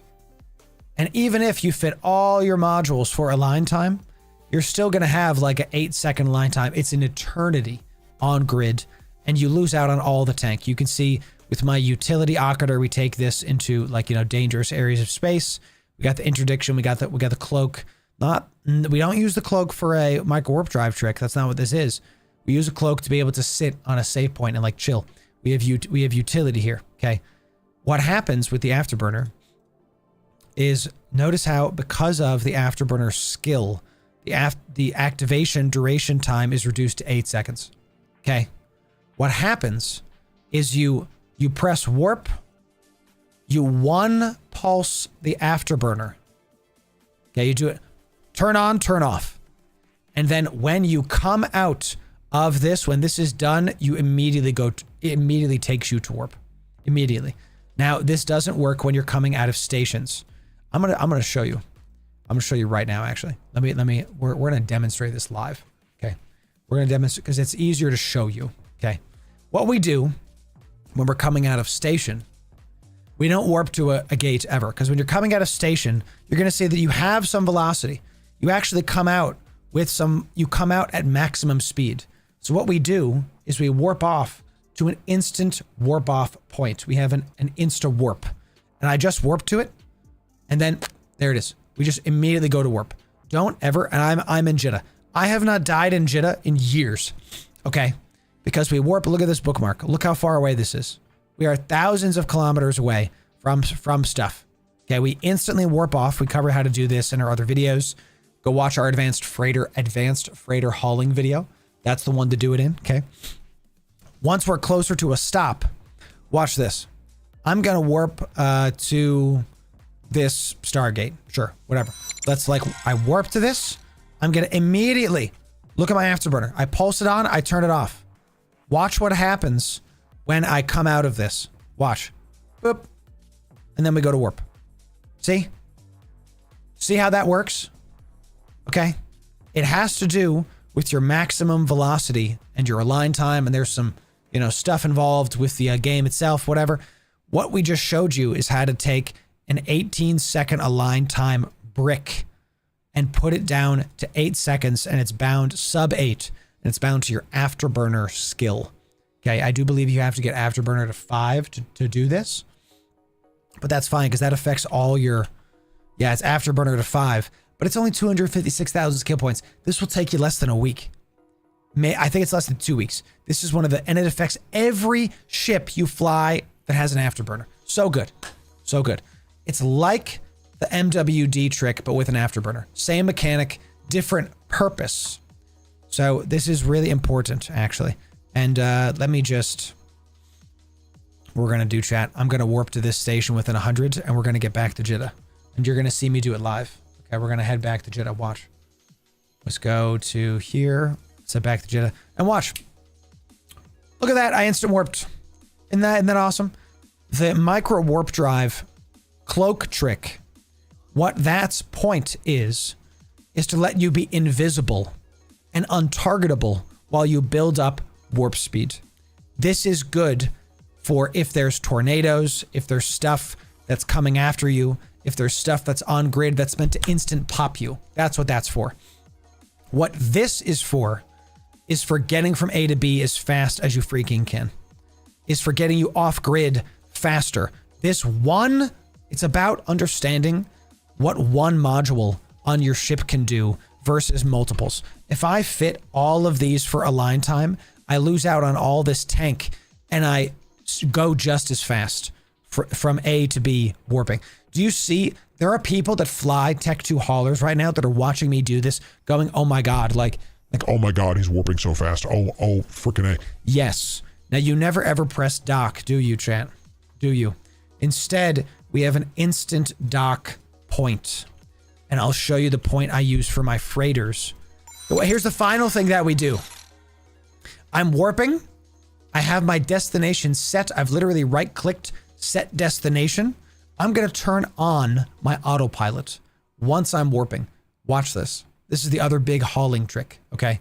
Once I do this, the moment one server tick I land, I'm not touching anything, okay? We will dock. We will dock because I have an instant dock point. This will absolutely save you so much, so much. So Sargon, what's up? It's good to see you. So the bowhead's a great example. We just put out a bowhead guide on our, not a guide, excuse me, like a podcast run on our Patreon. Go check that out. So we're at 0 from the gate. Check this out. We're at 0 from the gate. I didn't touch anything. I didn't touch the keyboard and we're docking. Do you understand? I don't die. I don't die hauling, baby. We survive in our occupators. When there's the negative comments saying like Loru's fits don't work, they don't do nothing. I've never died in a freighter. Never. I haven't died in a hauling ship in years, and I died to a Viator, in my Viator to drifters, because my first time ever in Pochfin, I didn't know drifters could warp to the spot, to the customs office, and I was in it. This was before the deluge, and I got popped in my Viator. See what I'm saying, chat? Okay. Good for Sino ships too. You'll dock as soon as your Sino ends. Such a good point, Bivu. Ugh. Didn't think about that. Good point, Bivu. Love that, dude. You're now provoking gankers. I've been provoking gankers by existing, McCavity. You're right, but, you know. I also primarily haul on not my mains. On ships, on characters that they don't know exist. You know what I'm saying? It's fine. Ships that aren't in my corp. All that good stuff. So, Orbit inside every time. I love that, Sacred. I love that. I love that. Okay. So we wanted to talk about a couple things. It's a really good question. And I hope that freed some stuff up. So maybe that'll be a YouTube short. We'll have to see about that. I have to get can somebody clip that and put it in Discord for me? Can somebody clip that, please? I have to get that going. I'm not feeling well this week, so I'm not really going to do that. So the real Loru is named, not Loru is correct. So me too, Righteous Gamer, until I don't. And then I'm safe. So yeah, we got to talk about eFrontier again. So eFrontier is actually having a free weekend. Here, let me do this. Let me do this again without the giveaway stuff. So eFrontier is actually having a free weekend. You can register for free. This link will be in the description for you. Register for trial access, okay? Here, I don't know if that's going to bring up OPSEC stuff, chat, so I'm just going to come back here. Yeah, it kind of does. So let me just not click that button and we'll just restart that. what you can do in order to get access. You can click register for free trial. This is NDA'd, and eFrontier is making some pretty cool strides. I can't talk about any of it because I'm NDA'd out of my mind. So will you if you actually do this. You will get to go check this out. Let me tell you that this is really cool because I want everybody in my community that has the time to go check out this game and go give honest feedback to the devs. It's really interesting what they've been doing. The game is similar to Eve with some very specific differences in the publicly available information. We've seen that occlusion is a very big deal, that the universe is built in a similar way. It plays similarly to Eve without, let's say, it's old school technology. Do you need a crypto wallet to get this stuff going? I don't think so.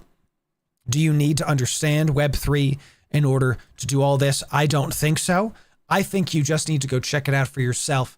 And whatever you don't like, this is what you tell the devs in some constructive feedback. The reality is, EVE Online is one game under CCP Games umbrella. And if we want EVE Online's health, that scared me, Jen. Jump scare. And I'm a little sick today, so I was like, ooh, you know. If we want EVE Online to work, the health of the other games is part of that. Even if you don't like crypto or Web3, I understand. Go check out eFrontier and give them positive feedback. It's just going to help EVE Online as a whole if eFrontier succeeds. This is a game. Don't let the bitter vets and the doomers get you down. eFrontier is interesting. That's all I can tell you. Literally NDA'd out of my mind. And you can play it for free from the 14th through the 24th. I might even see you there. Okay, I'll see you in their EVE Online, sorry, the eFrontier Discord anyway. One of the main things that I could tell you that interests me about eFrontier is the occlusion aspect of it, okay? Is the fact that these things in space are actually physical blockers. This is publicly available information. No one's breaking NDA by talking about this, right? They've said this. That these things, if your ship is behind this, this is a deployable thing that you can make in the game. And if you go behind this, a ship on the other side of it can't get to you. That's very interesting and changes how you play. I don't know if you can play on Mac. Go check out their website. I'll put this link in the description for you. So chat, eFrontier is free. Go check it out and go give constructive feedback to the devs. The whole game is intriguing, okay? Very intriguing. There was recently a massive battle. I don't know if they retweeted your boy. Thank you very much, devs. They sent me a poster signed by everybody. Thank you for that.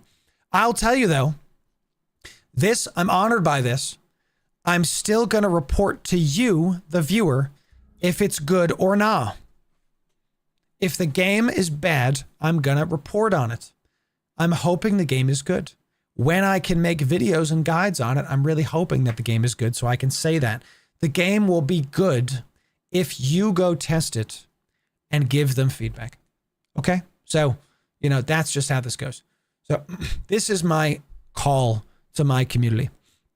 If you want EVE Online to succeed, Frontier is free from the 14th to the 24th. I would go check it out. And if nothing else, go see what could be in this very interesting game that CCP Games is putting out. You don't have to be like well-versed to Web3 or any of that stuff. I would just go check it out and see what's up. That's all.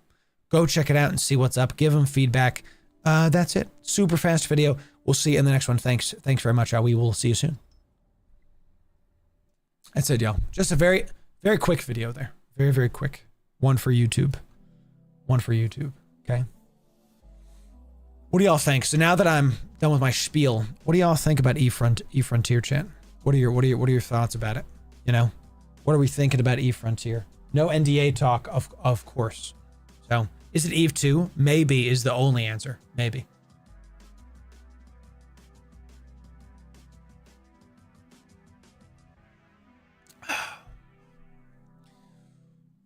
San Quentin, your question is a little bit confusing. I see you. I don't know is the answer. I would keep trying PI at a basic level before you do more advanced stuff, you know? So interested but skeptical is how I feel. Righteous Gamer. Matt is correct. Sargon, correct. I'm excited to check it out. There it is. Yep. I really want manual piloting to be a thing. Same. I love the concept. Yes. It all sounds interesting. It all sounds interesting. The reality is people talking about how eFrontier bad, eFrontier whatever. Here's the thing. The people that are doom and gloom is why I always say avoid Reddit chat, because if you want just lonely, angry people, that's who's moderating Reddit, that's who's on Reddit. I wouldn't go there as like a thing. Well, every time you go there, it's just angry people that aren't mad. So it's not a crypto scam. I can tell you right now, and it's current thing, it's not a crypto scam. Straight up. What you can do is you can buy access to the alpha. I'll tell you, do not do this if you don't want to play. Just don't do it. Do not do this. I'm going to report on what I can report on for you, for the viewers. Don't buy this if you don't want to. People saying it's a crypto scam are literally incorrect, because the Eve devs are not like rug pulling people. It's a playable game today. That's all I can really tell you. Okay. So, right. The bitter vets have like a bunch of accounts and they're like, Eve is dying, while they're like giving them money, you know? So there's a PI feature in the settings, pre-build planets. Anybody try it? Oh, I don't know, Old Norse. Tell me about it.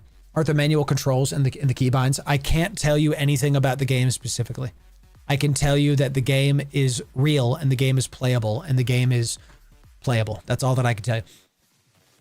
I agree, Rika. We've said this before that no, the reality is no game studio has made Web3 work.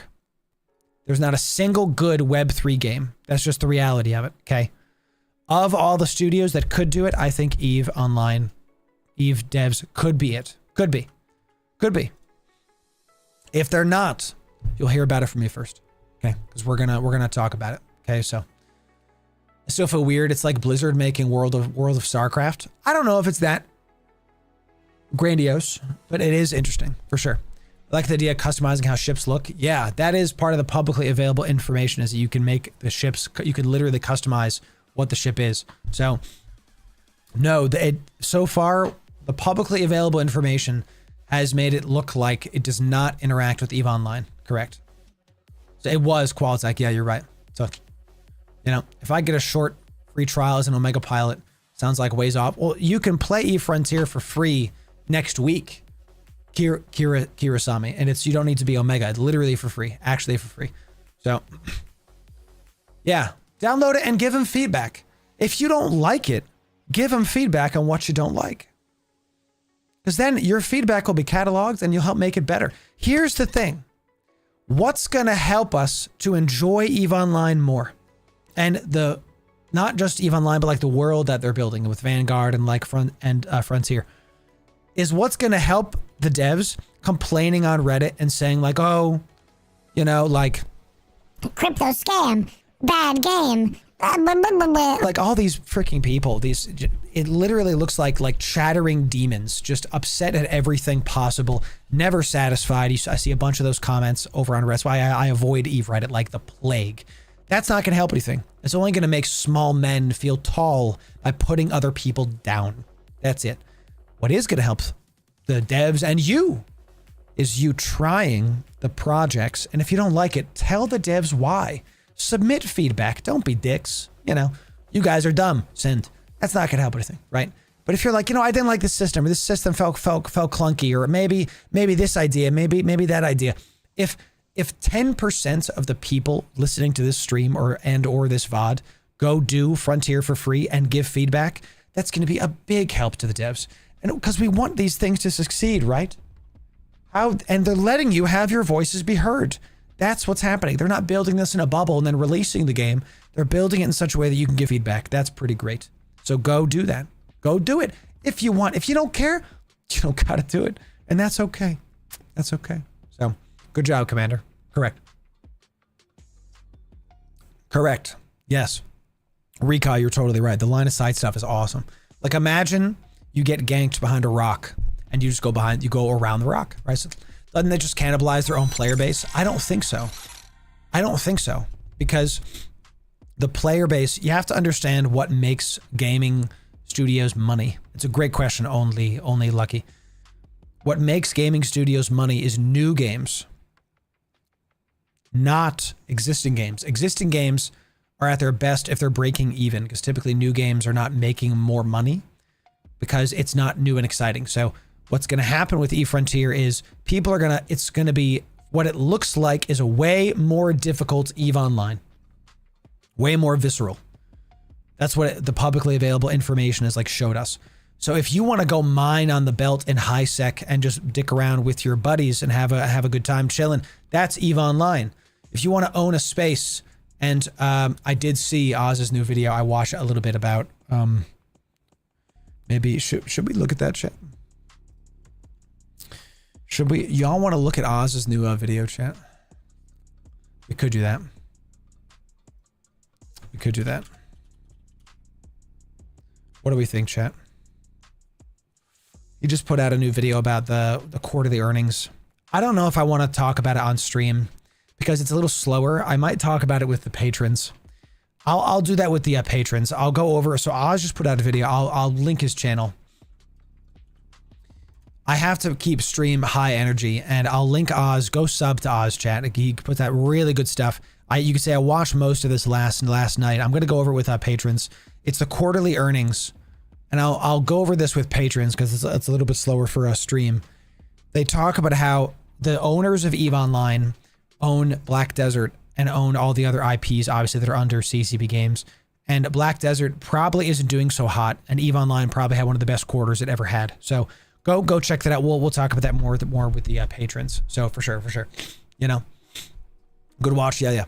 Here's the reality of stuff is that when you're doing, you have to understand that EVE Online is only going to make games.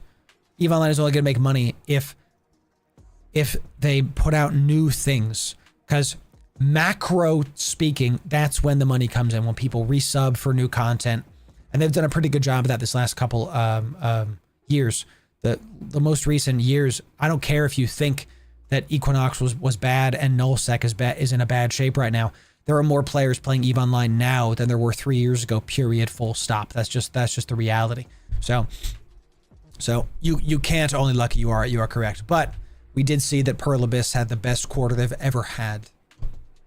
And I think EVE Online is a big part of that. So I can tell you that from just anecdotally, I can tell you my EVE Online code for both Marquis site and for the official EVE store. My EVE Online code was used more in December, January than the previous two and a half months-ish combined. Okay? We're talking about thousands of uses instead of hundreds of uses. I'm just one guy.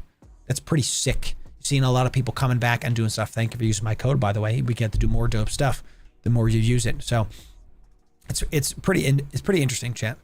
So yes, and they are, Judah. They are for sure. So worth a lot of your time. Every time I come back, it's a pleasure. Yes, totally. You are correct with that. So, you know, yes. Oh, definitely McCavity for sure. You know, are they restarting a fresh universe? Chase, what we understand about Frontier is that EVE Frontier is a different game, and so far it looks like does not connect to EVE Online. So yes is the short answer. That's, again, publicly available info. I'm trying my hardest not to NDA myself here because I am NDA'd. So you know. So that's we'll do that with patrons later. We'll probably do that not today because I have other stuff with the wife today. But let's do one more thing, champ. I wanted to talk about Star Citizen, and we wanted to showcase Star Citizen, and I am going to play Star Citizen at some point, but first, we're going to see what other people have to say about it. This is Obsidian Ant. He's no stranger to space games. We're going to check out what Obsidian Ant has to say about Star Citizen, and I always say, don't pre-order games. I'll pre-order games and play them and give you my honest opinion of them. I checked out Obsidian and saw he did a video on it. Let's check it out. Andoa, Star Citizen, you say? What's up, Andoa? It's good to see you. Andoa has very specific times he comes by stream. I love it, dude. I love it. So this great YouTube channel. I'm a little sick today, so thanks for your patience. Again, pray for your boy. Let's see what Star Citizen, what Obsidian Ant has to say. Let's see it. Okay, so yeah, that thumbnail and title text might seem a bit harsh or excessive, and I know some of you might not be happy with it, but the fact is that the reaction to Star Citizen 1.0 has been mixed, well, put it mildly. Now before you start typing comments about Clickblade, do let me explain what this video is about. First, I'll give you a brief overview of what Star Citizen 1 is aiming for as it approaches its full release. Then, I'll talk about the community's reaction, which has been both positive and negative, both with very good reason. After that, I'll explain why personally I'm not thrilled about the direction of Star Citizen 1 and the direction it's heading in, and lastly, I'll step outside my personal preferences to acknowledge why I think the current plans are ultimately a positive step for the game. So yeah, as you can tell, this is a pretty big mixed bag for me, and that's part of why this video took a while to put together. I had to sit down and really think about how to present this, because while some people are excited about what's been revealed, it's not quite what I was hoping for. Now I'm sure I'll come across as jumping between different opinions, but Star Citizen is a complex subject, and I've never been one to cling to a single viewpoint. It's important to look at things from multiple angles, I've always believed that, and that's what I aim to do here. So check out the timestamps in the video description if you want to jump between the sections that interest you the most. So what is Star Citizen 1.0? This is a good time to pause, I think. So this is news to me. The Star Citizen is entering its 1.0, that it's officially releasing. How many years has it been? How many years in like development? 10? That's honestly not surprising. Okay. Tell me that one. Tell me. Yeah. So it sounds like they're prepping for 1.0. And look, what the goal of this reaction is for me to see somebody that's been playing it and see what's up. Okay, we'll see. Ooh, let me turn those off because those are way, way loud. Thank you. So Star Citizen, the reality of it is I think Star Citizen is EVE Online's #1 competitor. I think that's how it is. So pushing for 20 years? Yowzer. So, and I personally have seen nothing but bugs. I'm not really sure what you can do in the game. Like there's a very limited things you can do.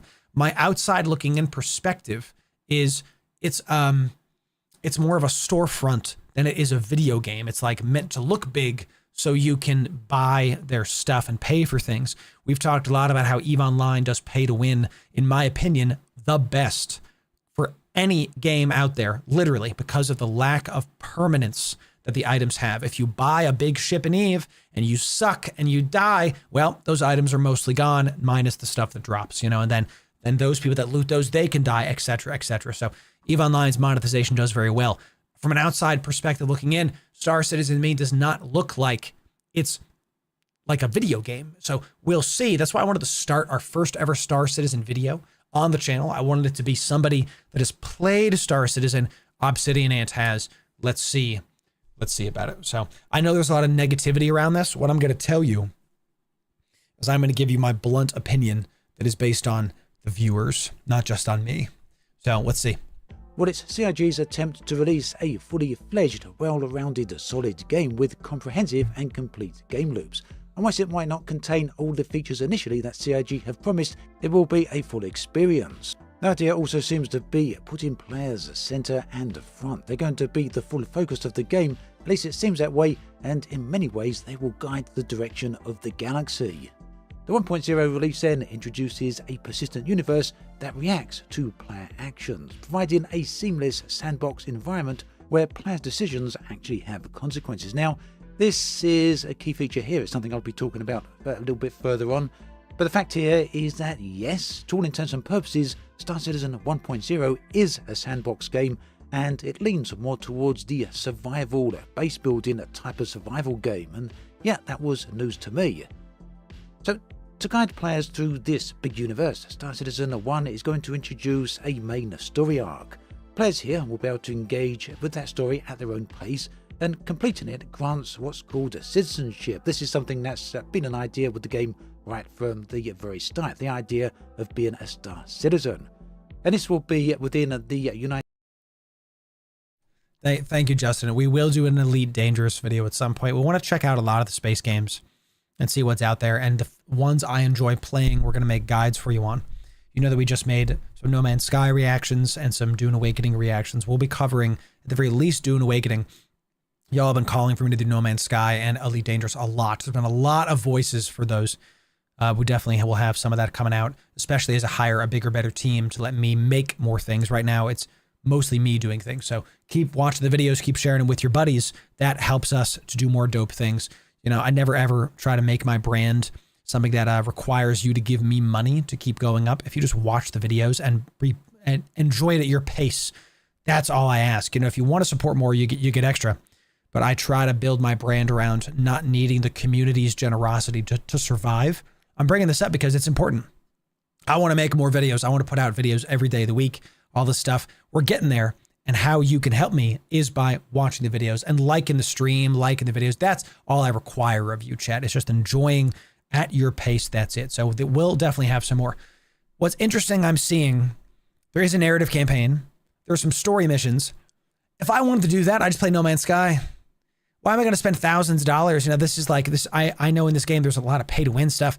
No Man's Sky, one of the best games of the last decade. Actually one of the top 3 games. It's like No Man's Sky, Elden Ring, and Baldur's Gate 3 in no particular order are the best games in 10 years. Full stop, not opinion, actually correct. You know, that's just how it is. So the narrative in the game, sure. Okay. I like that Star Citizen has some narrative. I'll have to play it myself and see how it feels, okay? United Empire of Earth. In game terms, that means it will unlock certain privileges. Being a citizen will do that. And that means things like... Is Cyberpunk a good game? At launch, it was terrible, right? Have they improved it? Is it good now? Maybe I'll do a playthrough, you know? Landowner... That's a space game, right? As well as, supposedly, political influence. Central to progression, of course, is the guild system. And this connects players to various professions such as mining, trading, exploration, combat, and piracy. Guilds, which are effectively run by the game itself or by the factions within the game, offer missions, reputation gains, and unique rewards, allowing players to special... So I'm watching this stuff happen, okay? Can I do these things? Is this just a cutscene? Like this guy's piloting a ship or some kind of like drone that's like moving items. This guy's like supervising. This guy's like in a mech suit. This guy, so into this drone too. Can I do these things? Is this a role? Is this a role? Is this a role? Excuse me, Chachis. I'm dying. Thank you for your patience while I'm sick. Can I do these things? Maybe we check out some Cyberpunk, chat. Maybe we like check it out. So, yes, you can do that. You can do this. Okay. Okay. Okay. We'll have to see because this looks pretty sick. Now this is a pre-rendered cutscene, so you have to take it. Chat, I'm always about the viewers. Okay. This is a pre-rendered cutscene. So this is like a cargo bay and they're unloading stuff. This is pretty sick. How, if you want to be like, if you can make a game that's like, The Expanse. What a great show, y'all. Did we all watch The Expanse? So good. Like just the right amount of story of like space visceral stuff. There's like not a lot of like sex or like M-rated stuff. There's like some, but you just like fast, you know, I try not to watch porn, even if it's in the thing, because I'm a Christian. Okay. So I just fast forward through stuff, but there's like very little. I highly recommend the show. Great show. It might be the best sci-fi show in the last 15 years. Actually, totally agree. I totally agree with you. Totally. Yes. Thumbs up, Expanse. If you can make this, if Star Citizen is that game, like color me intrigued. Problem is I've heard nothing but negative things. We'll see. We'll see. Specialize and progress in their chosen careers while influencing the game's dynamics. And yeah, that might sound a little bit more like EVE Online than many people were expecting. Like this is pretty cool. And then they fast forward. So you have this ship.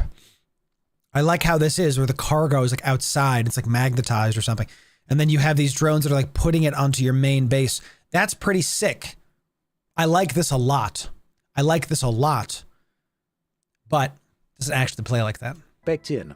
Moving on, we come to a dynamic economy. Okay. Now, the game features a dynamic economy, and this is going to be powered by an in-game simulation, which CIG have referred to as StarSim. It's a system that ensures that the universe reacts to player activities, with prices fluctuating based on supply and demand. This means that there should be meaningful transactions like repairs and maintenance, which have significant costs, and this, they say, will add depth to the economic decisions. Taxes and insurance systems are also in place, and this includes an inheritance tax system. Well, there's no getting away from that, is there? Not even in a... Can you walk in stations? Can you walk in stations? Can you walk around with your boy? Is this a thing? Yes? Okay. That's a big plus on Eve. Look, chat, we're just going to be honest. If you can walk around the station with your character, that's a big deal. Is there gunplay like Vanguard? Can I, No Man's Sky, get in my ship, land on the planet, get out of the ship, and then start shooting stuff? Is that a thing? Yes? Okay, hey. Chat, we're going to call it as we see it. It's super buggy, but is it possible? Full FPS suite, okay. There are guns, all right. Oh, you can control every aspect, so okay, all right. Super buggy, inventory system, super buggy, fair. I've heard a lot of good things about Star Citizen, tried it 4 times. I keep having a bug that makes the game literally unplayable. We'll see.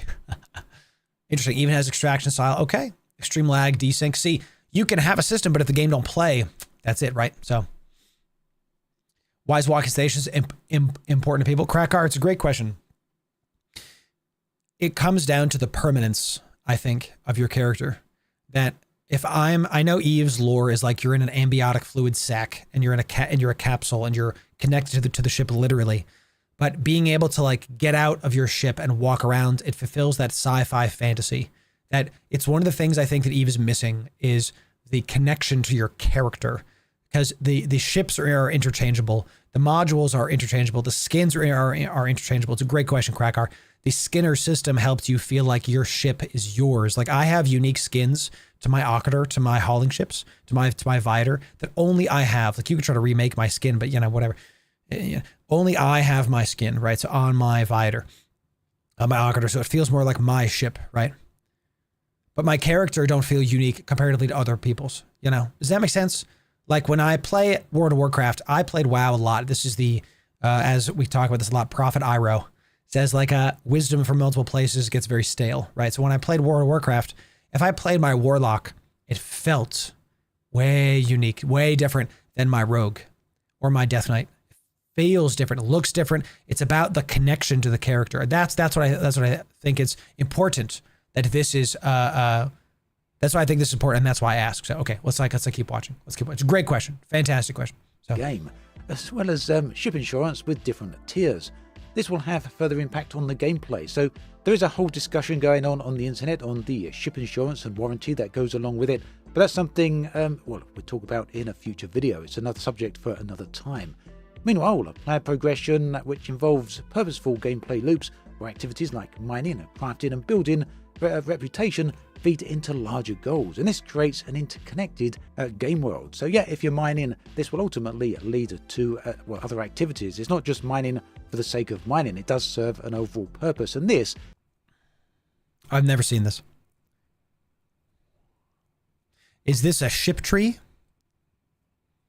Is this a roll tree? What is this? Mining for a purpose. Credits, reputation, resource. What is this? Mercenary guild. Is this like roll tree?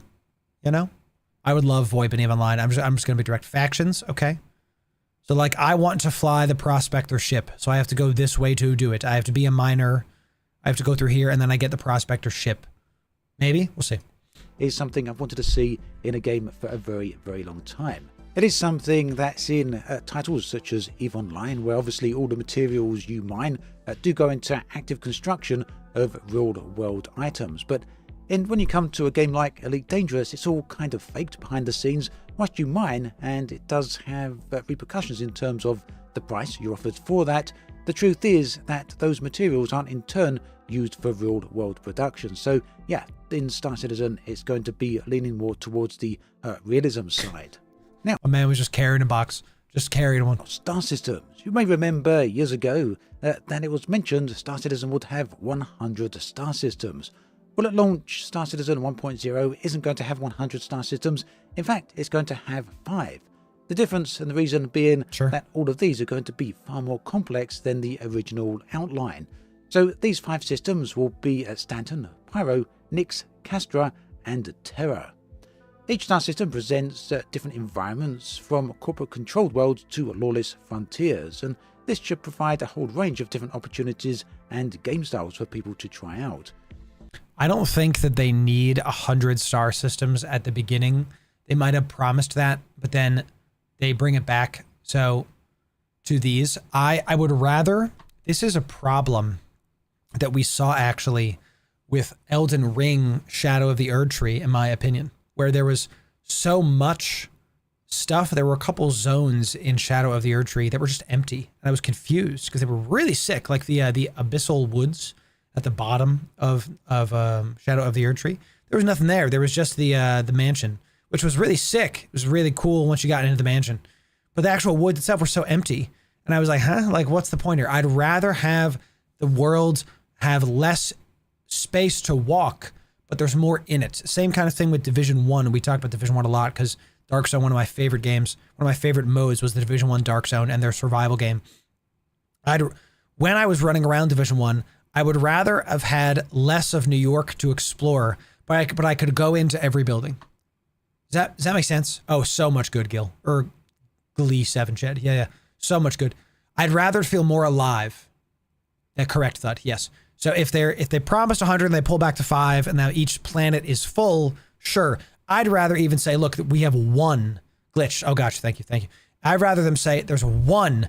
The survival mode in Division 1 was so good. I'd love to make enough money one day that I could like buy the rights to like the Division 1, or I've talked about this, like maybe I make my own like that mode of survival game where it's like, that was such a one of the best survival games I ever played was the Division 1's survival mode where you're looting stuff, you're in the snow, it was super fun. So we'll see. That's my point, Justin. What's the point of a 10,000 stuff if it's just all the same activity every single time? They need to have depth, not just length. Because we talk a lot about horizontal versus vertical gameplay a lot on this channel, where Elden Ring Night Rain we have a bunch of information coming out on this game. It looks to be that it's the right amount of horizontal and vertical, where there's like 5 classes, but each class interacts with each class differently, and there's different weapons, and there's different builds. So it's just horizontal enough that it feels like you can just get in, but then there's a lot of depth with how stuff interacts. We'll see how that goes. So these living environments should have their own economies, even politics and culture. My man does it in one take. I respect it. Good job. And this should hopefully give for a bit more of an immersive experience, as well as give more opportunities when it comes to exploration. So yeah, players can engage in various activities tailored to each system's characteristics, from lawful commerce to high-risk adventures in unregulated space. And it seems that somewhat here they're going to have a bit of a similar system to, again, EVE Online, with different star systems having different levels of security, all the way down to nullsec, where you won't get much assistance at all. Whilst in systems with higher security, if another player attacks you, NPCs will turn up to take them on and kind of control the problems. I like that. Now, base building and space stations, as I suggested earlier, is going to be a thing. Players can establish and customize ground bases and construct player-owned space stations. Yes, please. And these are truly massive. They serve as operational hubs and symbols of achievement for players and for corporations. Building a space station is a significant undertaking, requiring collaboration and lots of resources. Stations themselves feature modules like bridges for command operations, engineering decks for maintenance, hangar decks for housing ships, and customizable expansions. It also have a need for defensive measures, which will allow players to protect their assets and stations, which can be expanded with other modules like dry docks for, get this, crafting capital ships. Yes, cool.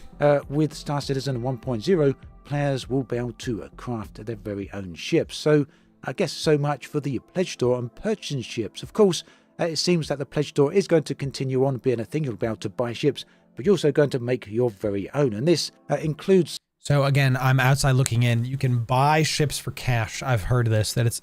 I know that you can spend thousands of dollars on Star Citizen and buy ships. I will not do this. I think that is a complete waste of money on an asset that is not permeable. It's something we talk about a lot, about the power to the players, that I do not recommend. Yeah, I've heard of this, Harley. It's not a good idea. It's completely ridiculous. It's one of the reasons that I think when a gaming studio figures out Web3 gaming, that will change the game. We talk a lot about eFrontier. Again, we're going to report on that. We're going to see if that's good or bad. Just like Star Citizen, I'm going to play the game probably on stream, and we'll see if it's good or bad. We'll see. Don't spend thousands of dollars on a video game, especially on an asset that is not yours, on like a basically pixels and a thing. Ridiculous. if you can make those ships or make your own ships, I think one of the ways that Star Citizen could beat EVE is if you can build ships like in Frontier, but it's in Star Citizen. The publicly available non-NDA'd information we know about Frontier is that you can make a ship in Frontier. You can not like, I'm going to make a venture and here's the materials. In Frontier, you can build the ship and cater the stats and make it from the ground up. We talk a lot about the public available information, what that means, how if you make a ship that's a cruiser size, it's now a cruiser, right? There's an overarching web of like an umbrella of physics is what they call it. So if you can't make a venture that has Titan DPS, it just won't work. You can't make a venture that has a battleship tank, right? If you make a venture in Frontier that has mining and is small and is quick, it'll be little tiny ship, right? If Star Citizen can do this in their game, that is actually a one-up that they have on EVE Online. Because in EVE Online, there's only what the devs make. In Frontier, there's what the players make. And I think what the devs make, I don't know. I'm not sure if that's in the publicly available information. We only say that. So we'll have to see. So we'll see. You don't need to throw cash around and still do some coverage of the game. More than happy to let you use any of my ships, Justin. I'll DM anybody that wants to kind of give me some recordings of things. I wouldn't need your account. I don't know. Some game studios are, thank you, Justin, by the way. Can we get some 07s from Justin? Justin going like, yo, let me, you can use my account. Thank you for that, Justin. I don't know about account sharing. Some studios are weird about that. You know, I don't want to get you banned if I use your thing. So we'll see. If nothing else, maybe you could record some footage and I'll use it, but we'll talk, Justin. You know, thank you for that, Justin. Yeah, for sure. So, right. Exactly. Thank you, Justin. Thank you. You're an awesome fan. You know, but we'll see, Chan. We'll see. Crafting ships such as the Bengal Carrier. Yeah, very, very large ships.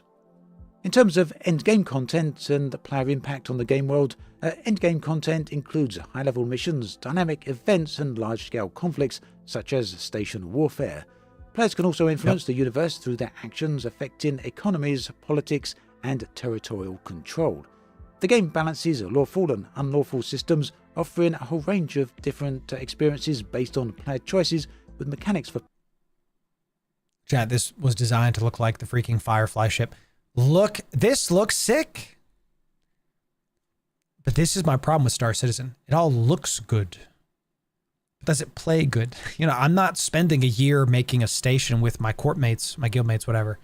And then a game bug causes it to be ported to the center of the planet and then we lose all of our work, right? So, for sure. Exactly. It looks amazing. Like this, and this is all player made is what Obsidian is saying, I think. You can make a station, you go over here, here's like a dock, and you can dock up, you know, you can interstellar style docking. You know, it is, I love Interstellar. Piracy, we'll see. Ship theft, and base raiding. So yeah, there is mechanics here for stealing other people's ships as well. Of course. Again, like I said earlier, I'm not going to go into extensive detail on all of this because the video would go on for a very, very long time. There are some other videos out there that are worth watching, but yeah, I wanted to give you an outline and then some impressions too. But I will link some other videos for you to check out if you want something a little bit more detail orientated. Thanks, Obsidian. So, moving on. The reaction to Star Citizen 1 within the community has been anything but uniform. Many players are excited about the new direction, a player-driven universe that allows for deep community engagement and the ability to truly shape the galaxy. This aspect of freedom and the influence is something that really does appeal to a lot of players, a lot of people who have been waiting for a game that offers this level of player agency. However, there's also a segment of the community that is somewhat less enthusiastic, and I think no endgame content for soul. Now, if this is anything like Reddit chat, we just disregard. We use it as data points. We don't take it to heart. No endgame content for solo players. Still no mention of NPC crew of any kind. Oh, that's interesting. You have to have friends. So I'll be able to craft my own thing. Will I be okay with it? Where is this galaxy? Sig finally lost me and I lost hope. Stations are a mistake. That's not a game I pledged anymore. I think their concerns are equally valid. These players were initially... Here's my big point. We as people, as individuals, we cannot get our identity from the game we play. Because the reality is, life is made by God, and you're meant to play it. Yeah, okay, you know, if you play a video game, you're playing something that's built by humans. It's built by people. So eventually it's gonna like not fulfill you. This is just the reality of things. So you can't get your identity from stuff.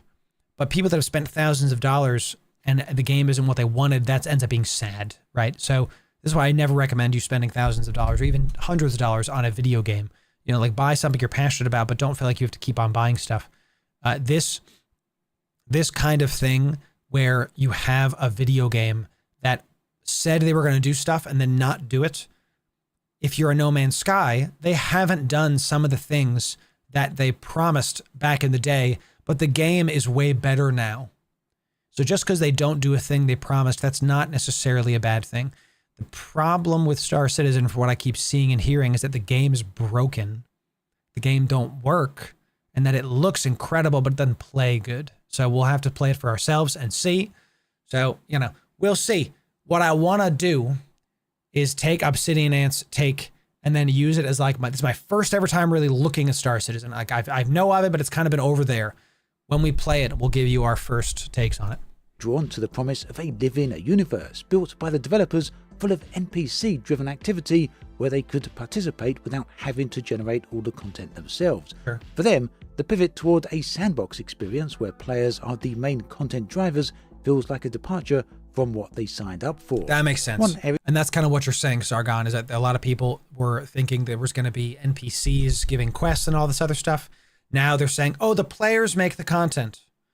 But can I tell you, that sounds super shady. So, oh, definitely, Justin. And me shouting him out, he's like quadruple, he's like 20x my size. So he puts out good videos. That's why we're trying to show him, you know. If they started off saying, hey, we're going to add quests in the game and there's going to be narrative and story and you can play around that and closer to a theme park style, and now it's like, hey, we're not going to do as many quests. We're not going to do as many of that. And it's actually the players that are going to drive it. I got to tell you, that's super sketch, because saying this is a move that you see a lot of developers doing nowadays for more of the scam side, where it's, hey, the players are going to make the narrative.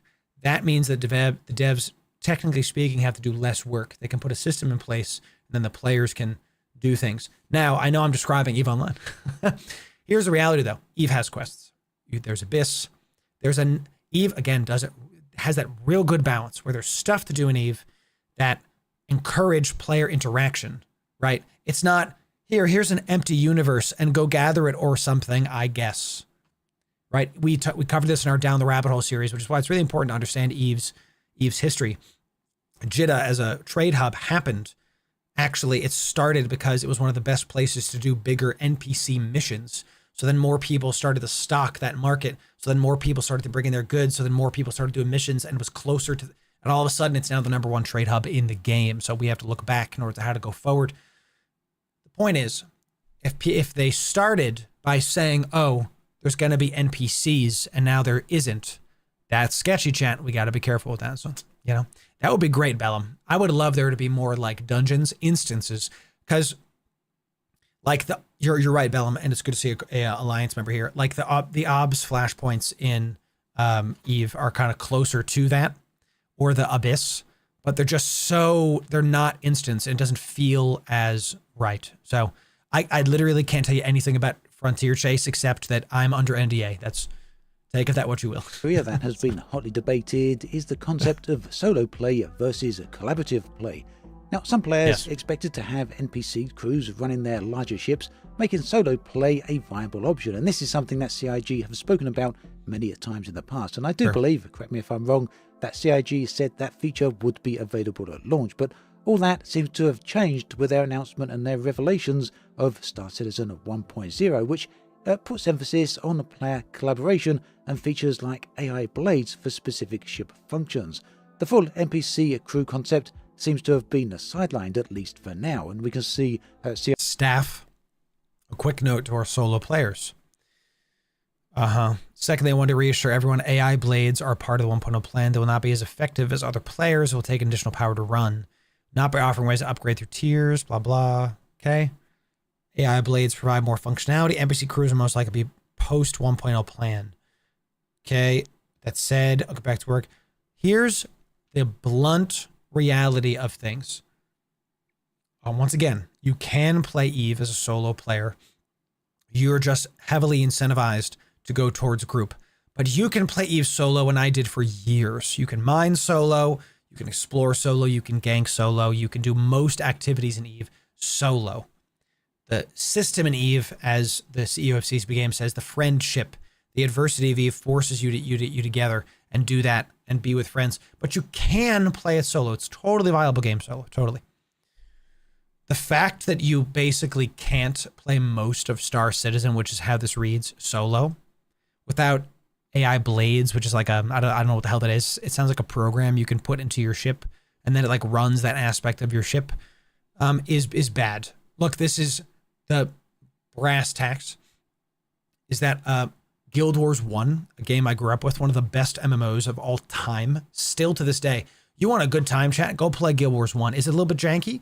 Slightly, because it's an older game. It's like 30 years old now, or 20-something years old, goodness. I'm old, thank you. But you could have NPC followers that you would go out into the world with, and they just did their stuff. Were they as good as players? No way. No way. So you couldn't do dungeons with them, but you could still take them out and fill a slot if you didn't have a fourth guy. So that's the problem, is if you can't play this game solo, the game's going to fail. That's the problem, is you have to be able to like experience the game solo and not be forced to play. You have to be able to do it solo. So Sargon says, I don't care where the bar is, just put it in one spot. Only move the bar after reaching where it is. Picture trying to cheat at pull-ups. Just looks awkward. Like, bro, I know what you're doing. That's fair. That's fair, dude. Yep. Technically speaking, I run missions on solo, but I try to find people to fly with. Right. There it is. Star Citizen was always going to be a team game. Their multi-crew ships make solo play always second best.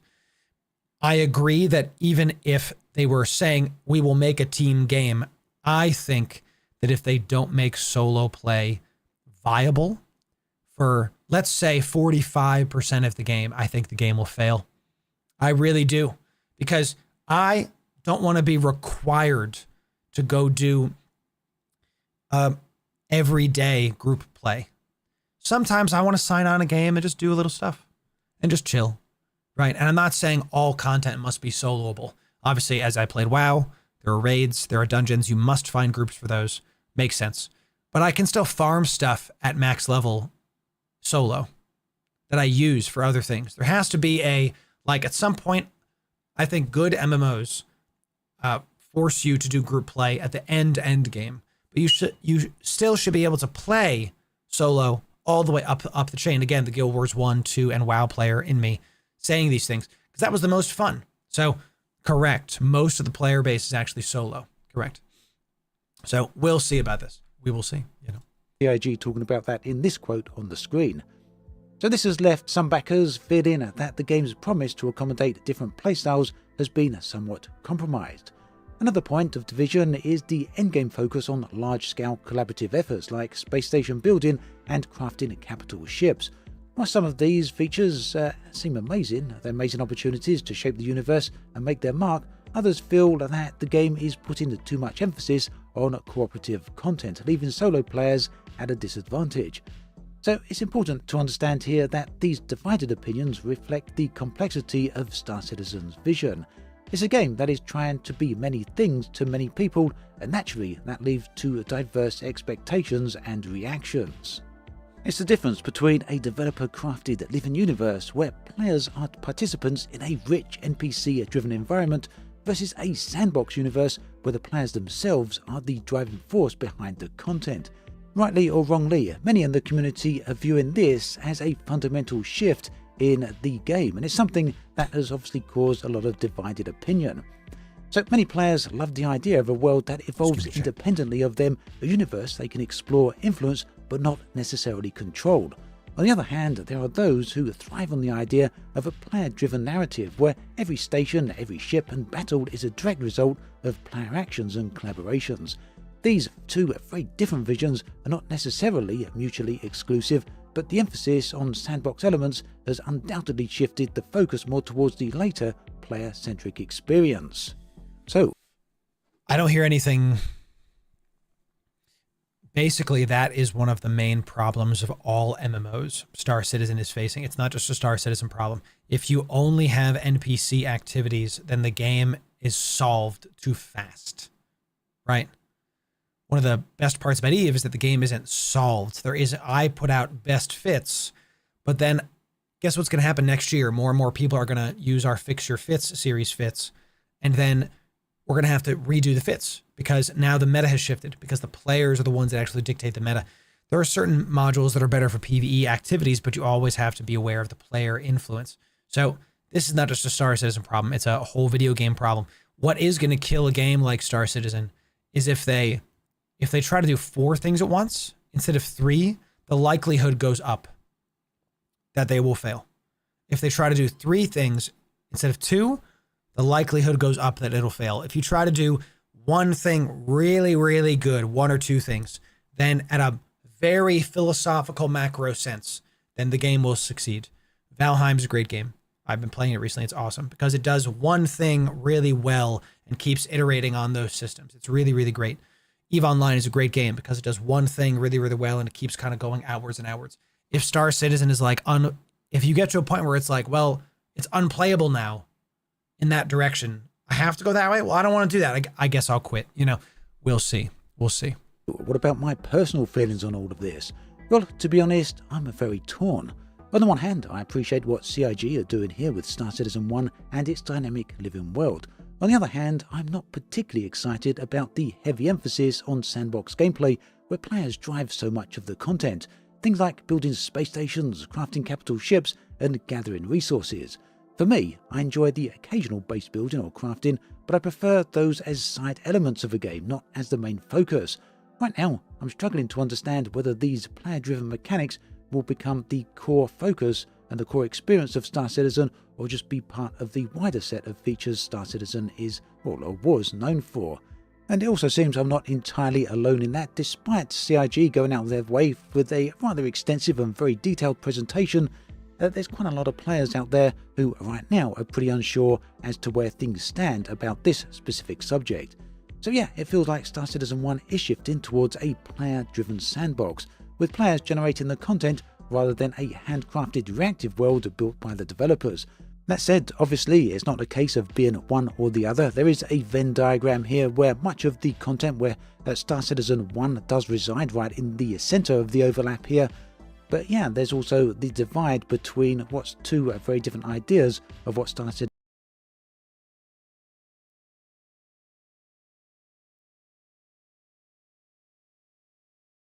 could be. So personally, what ultimately attracted me to Star Citizen... I was probably muted there. Thank you. This is not actual gameplay. This is pre-rendered cutscenes. Well, it looks pretty sick. Thank you, Chad. To be able to like board a station and go loot items and get the goodies, right? We'll see how it actually plays, right? In the beginning was the idea of a living universe, one that involves independently of the players, where we as citizens are simply living within a world that feels alive and real. Obviously, base building was going to be a goal here and very much a focus. It's been that way for a very long time, but just the extent of what that now seems to be has been somewhat surprising to me. Ultimately, though, I am more than able to stand back and understand that those are my subjective feelings, that's my subjective take, and I can look at this more objectively. So yeah, that's what my personal take is, you know that, but what do I feel about what CIG are doing overall here? Well, somewhat paradoxically, I feel that CIG are making a good step for the game here. This is a good direction overall. Whilst it might not be my personal preference, it may not be to my personal tastes, I do recognise that for Star Citizen as a whole, it is a very good objective. I mean, it's hard not to acknowledge that Star Citizen 1's current direction makes a lot of sense, especially in today's gaming landscape. The sandbox approach allows for a deeper community connection, players working together to build something, leaving their own mark on the universe.